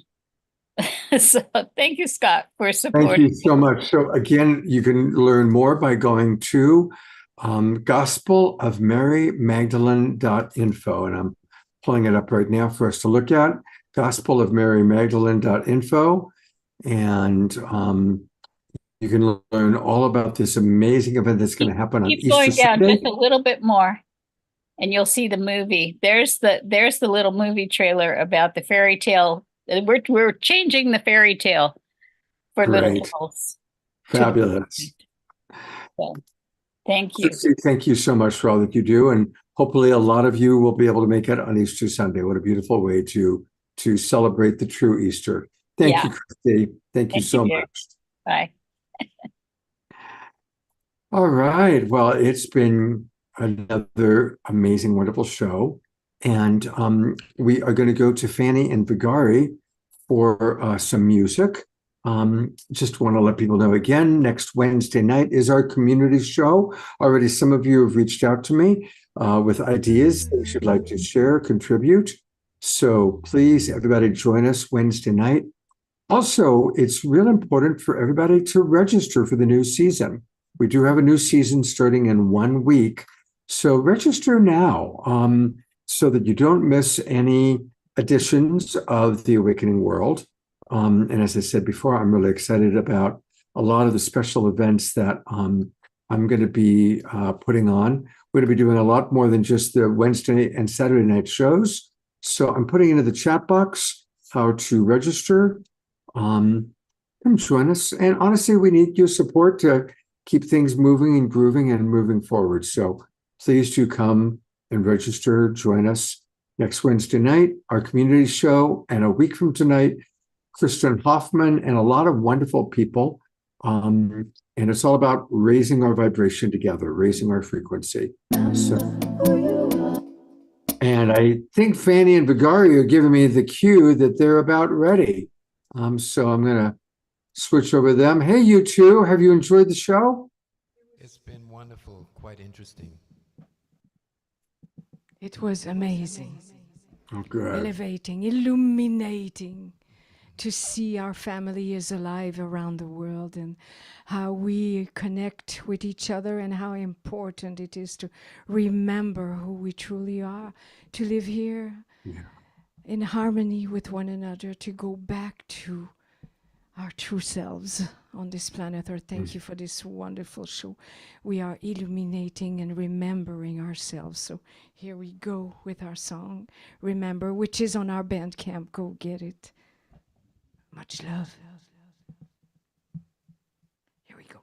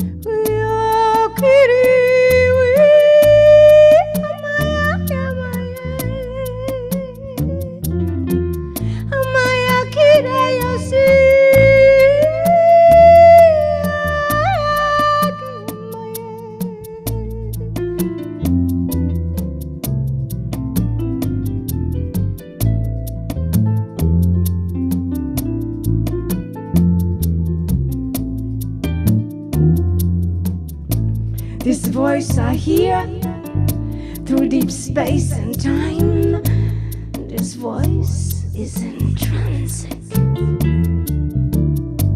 It unites us all as one, into the light, into the love.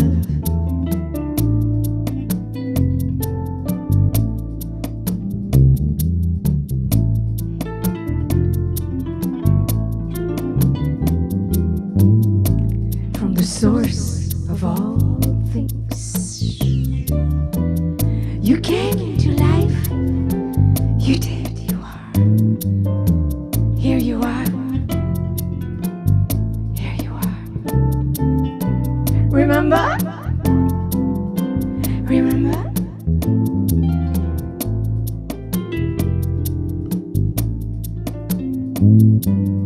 Remember who you are, remember. Remember? Remember who you are. Remember who you are. Remember. Remember who you are. Remember.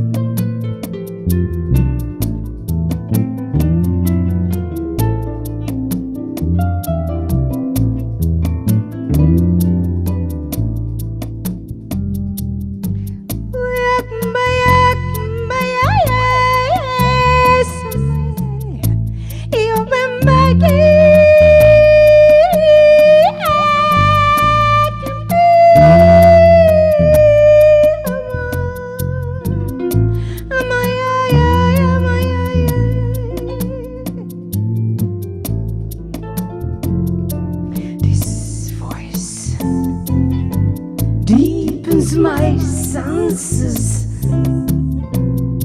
my joy, my awareness. This light becomes a blissfulness.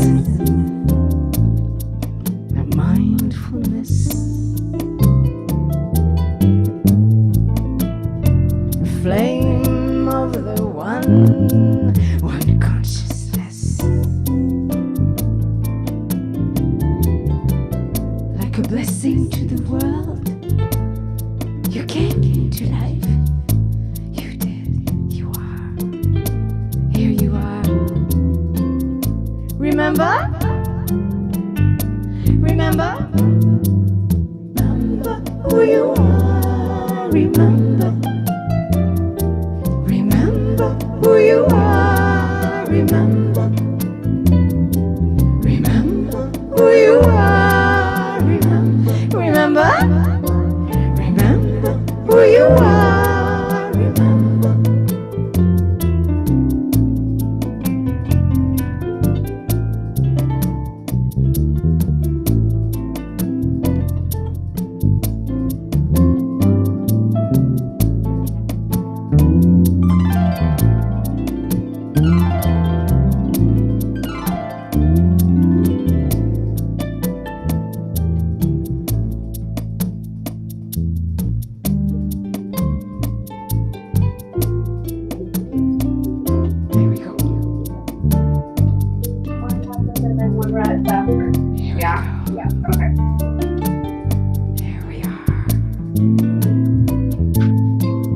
At the end of the rainbow, there is a pot of gold, a golden treasure your heart beholds. I'm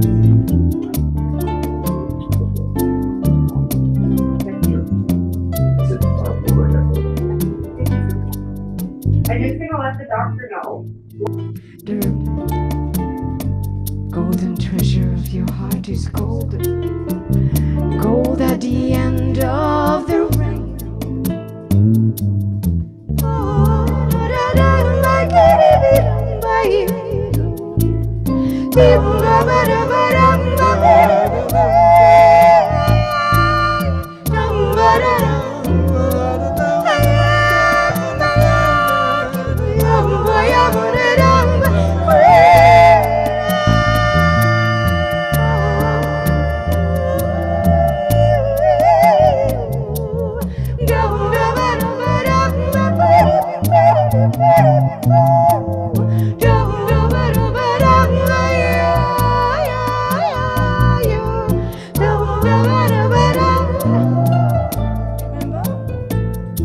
Remember who you are. Remember you are gold dust, gold light. Who you are. Pure love, pure light. Remember who you are. Remember you are gold dust, you're sunshine. You are divine being bright. Remember who you are. Remember the flame. You are the flame, the one, like a blessing to the world. You came into life. Here you are. Remember. Remember who you are. Remember we are one love, one light. Remember who you are. Remember. Remember my love. Remember children of the world. Remember my love. Remember who you are. We are one love, one light, one song, one family, one divine energy. You and me, family. To all our elders, our children around the world. Remember who you are. Remember. Remember who you are. Remember who you are. Remember who you are. Remember you are love. Remember.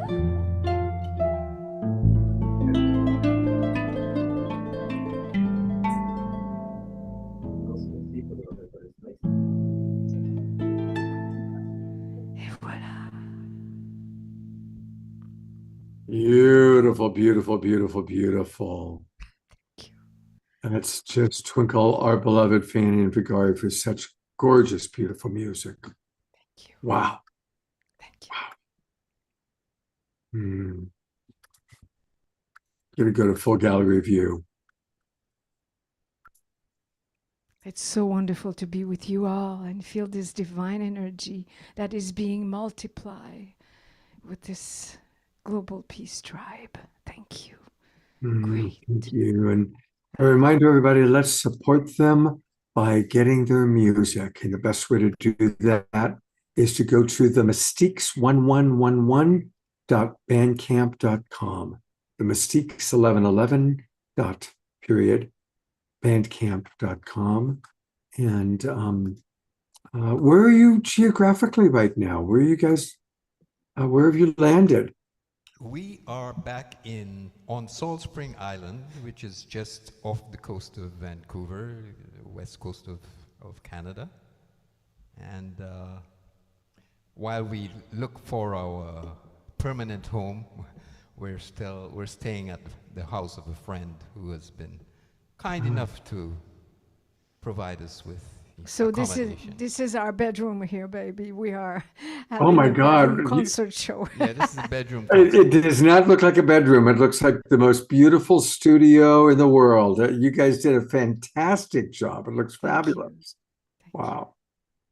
Well, thank you for helping us to remember who we are. And yeah, a lot of people today from the Northwest. Of course, Eleanor Joy's up in the Northwest, and one of our filmmakers was from the Northwest. So definitely. And John and Summer Raymer, although they were in Hawaii today, they live up in the Northwest. So we are well represented up there. And love you so much, Fanny and Vigari. Thank you very much. You always bring so much beautiful energy to our show and to our world, to our awakening world. Thank you. All right. Well, we are going to conclude with we always do, or almost always do, some form of a healing experience. Sometimes it's KES group healings. And our wonderful Diara is going to, she is, used to be Omashar as the Alpha and the Omega. Well, now it's Diara.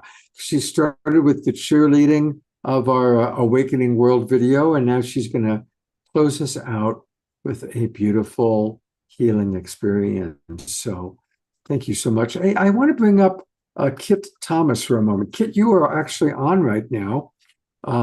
If you can hear me, this is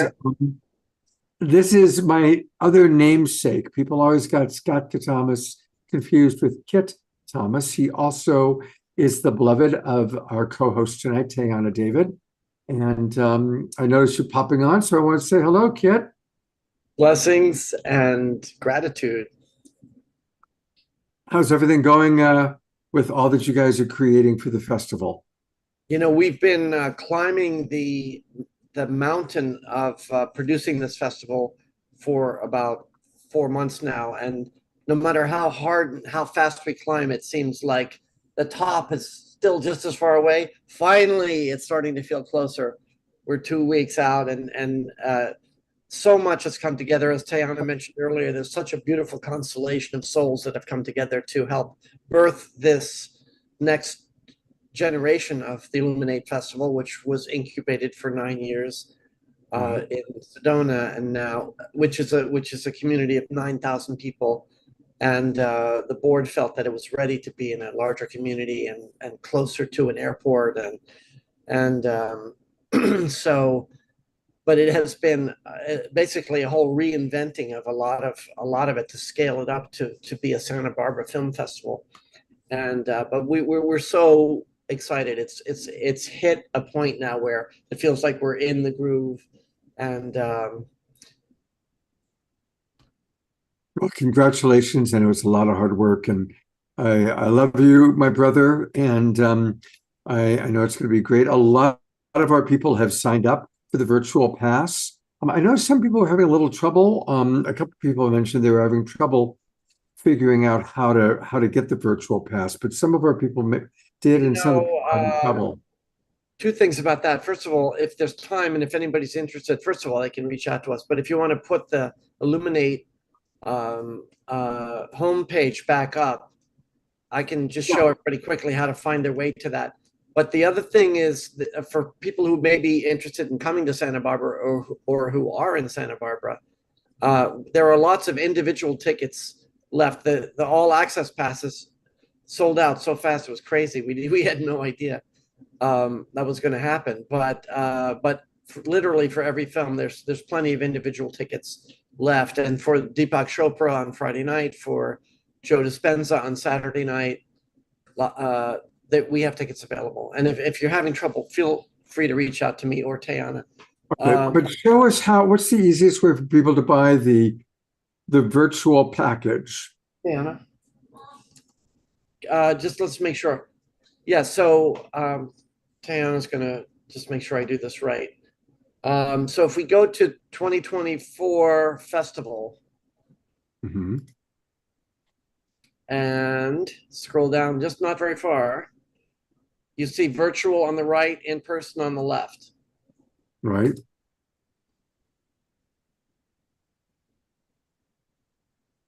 And then this is where you can get the I see. So the members only pass for people that are members of Illuminate Film Festival. And for non-members, they go here and they buy 65. That's right. So it's 65 now. This is where people, I guess, got confused, which says, please enter your email to sign up or log in or continue with Facebook. Okay. And, oh, I see. This is an optional donation that people can add. Okay. So then they can just, we'll say continue with Facebook, continue with Scott. There are individual tickets even available for the virtual festival, but it's silly that the pass is so inexpensive. It's silly not to just grab one because it gives you access to everything, not just the films, but also panels and interviews, post-screening discussions and things like that, plus the award ceremonies that won't have happened at the live event. The audience award is going to be announced. That's going to be a live event in the virtual festival. And also Emmanuel and the Holo Movement are going to be doing a really beautiful presentation about the Holo Movement live during the virtual festival. Fantastic. Fantastic. Well, thank you, Kit. Take good care of Tayana. I know it's going to be a big success and we'll stay in close touch. Thank you, beloved community. Thanks to the master puppeteer. All right. And there's our beloved Eleanor Joy, who is still moving and grooving to this last song. We love you so much, Eleanor Joy. And just wanted to pop you on again for people to send you lots of love. All right. We are going to conclude with a wonderful healing experience. Thank you so much, Tiara. And put a spotlight on you and share with us what we're going to be experiencing. Thank you, Scott. Hello, everyone. What a beautiful, beautiful evening.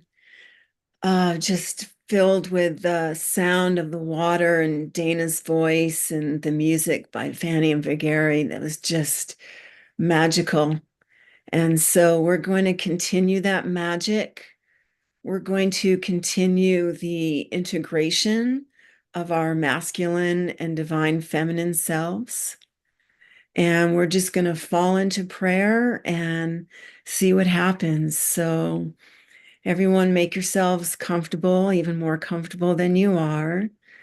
And we can let our left linear brain know that we'll be in a healing meditation activation for about 10 minutes, 15 minutes. And you're welcome to just fall away and fall asleep. You're welcome to go deeper into your exploration of our community. You're welcome to go deeper into your exploration of yourself. And so you can feel the field softening and deepening. You can feel the field becoming even more quiet now. You can feel the field allowing the resonant tones of the music to continue, the harp, the bass, the vocals. You can allow the magic of the water flow and the beautiful visuals and Dana's beautiful voice. You can allow your own sacred sound to come forward now. And take another deep breath in, just allowing yourself to receive all the love, all the blessings, all the magnitude of goodness that is here tonight and beyond. And allow your body to receive this peace. Just feel your entire system settling down, down, down. Allowing those waters that flow through your body to ease on down, to move and matriculate through your own ecosystem, your own beautiful biofield, and allowing that right brain to become even more active, activating the integration of all the hemispheres that we are, for we do remember who we are. And just breathing that in, drawing in the divine masculine, the divine feminine, drawing in that beautiful linear power that we have and that magical illuminal essence that we are. For we are all of it. We are heaven and we are earth. And you can feel yourself expanding and contracting, opening and closing, flowing in and flowing out in the way that's right for you. And taking another breath in and another breath out. And allowing these energies to move through your system and beyond in the way that's right for you now. Some of you may want to bring this beautiful energy deeper into your physical body. Others may want to send this beautiful energy out into your emotional body, soothing, calming, mental body as well, your etheric body as well. And any part of you that requires more regenerative energy can bring that in at the same time. It's amazing how all this happens automatically, uniquely. And your body and your mind and your soul know exactly what to do in every moment, listening to every word and every space in between now.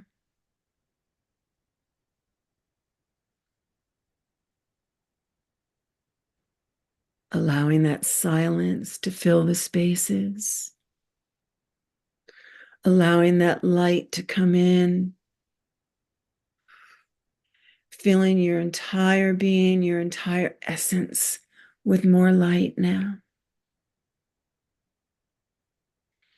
And some of you may experience that light in your body. Some of you may see that light. Some of you may feel that light. You may feel it as heat or coolness. And just noticing, noticing, noticing as you drop down even deeper now. And as you allow yourself to traverse time and space, going beyond time and space now, going back to your original essence, your original blueprint, back when you were a mere speck of a thought, a whisper.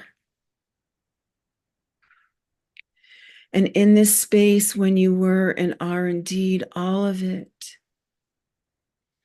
allowing the magnitude of that strength, that divine masculine strength that you are, no matter what body you're in this lifetime. And allowing the beautiful softness of your divine feminine to come in again to this body, no matter what you are and who you are. And notice your own version of that and how that fits into your desires and your makeup. Notice that the divine feminine is strong as well, and the divine masculine so soft and loving, compassionate.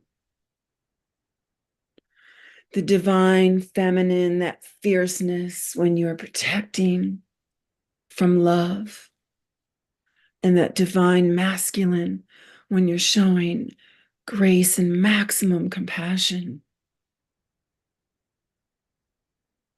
And just allow those different energies to move through your body, integrating. Allow yourself to explore desire to accentuate more of one than the other. Allowing yourself to be even more feminine and graceful. Allowing yourself to be more steadfast and true.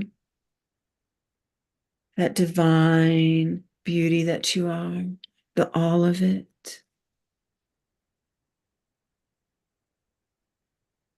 And allowing that spectrum to open, giving yourself permission to shine forth even more now as to who you truly are.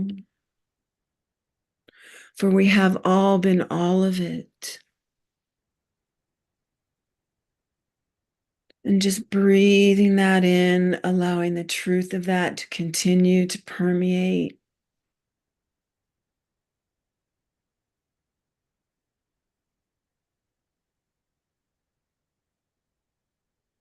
And allowing yourself to receive even more love from this beautiful community tonight, no matter where you are, no matter when you're listening and receiving. And feel the flow of that love, that emotion, that water of love in motion, energy in motion. And for those of you who would like to just drift away into your rest, you may do so. For those of you that require a more conscious state of being, allow yourself to bring yourself ready back, allowing for change in volume. As we close together this beautiful evening, this beautiful event,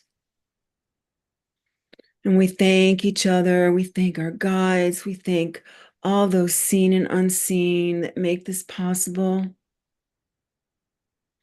Truly, we are blessed. Truly, we are grateful. Truly, we know that we are the ones we have been waiting for, and we are ready to shine. We are here. We are love. And so it is.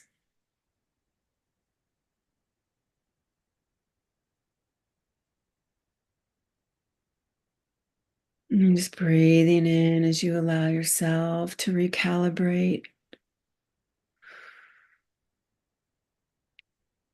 to continue to rejuvenate.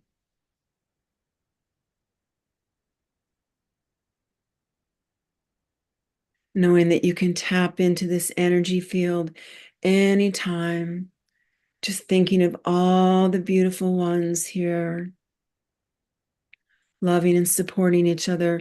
We are family. We are friends who have become family. Thank you, Scott. Thank you, all beloveds.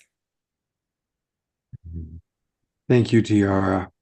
And on Wednesday night, I'd love for you to share more about what you're doing with helping to bring spiritual diversity into our educational system. It's so important. And thank you so much for beautiful healing. Also, a reminder that every Sunday night, we do the meditation still, kind of combination of Twin Ray Community and Global Peace Tribe. Still do it every night at 6:30 p.m. And the Sunday night ones are amazing. DR just does an amazing job. So this is like a nice little homeopathic dose. And if you want to have an even more complete experience, join DR tomorrow night at 6:30 as part of our Global Peace Tribe meditation. And I'll put that link into the chat box. That was very, very beautiful. And people are commenting, Dana and Morgine and Richard and Dr. Laura. Oh my gosh, all these comments are flying in. So may you relish the comments. Thank you. Dear. Somebody asked about the fire that took place here in Ashland. I actually took this photograph. So this is the fire that we had. It was a huge, large bonfire. It was very beautiful. And we started it at 5:30 in the morning. And then I added the words. This was our bonfire in collaboration with our friends in Palenque and the ashes of the 8th fire, which Christy Michael will carry on her Easter Sunday. I need to go grab real quickly the link for our Global Peace Tribe 6:30 p.m. meditations. And very often Sylvia helps us with, she does a little opening and closing quite often, which we appreciate. And it is I'm putting in the chat box. And for those of you watching on Facebook, this is where you want to join us. Come join us so you get all the links that are in the chat box. And we have a beautiful community. You should see all the chat going on back and forth between all of our friends. It's a beautiful, beautiful community. So come join the Global Peace Tribe. Want to wish everybody a beautiful, sacred Sunday. Remember, we can make any Sunday or any day sacred by just choosing to see the divinity in all. Thank you again to beloveds Fanny and Vigari. Thank you so much. And Tiara, Christy Michaels, our wild monk of the Mystic Monastery. He's bringing some of his special friends on Wednesday night.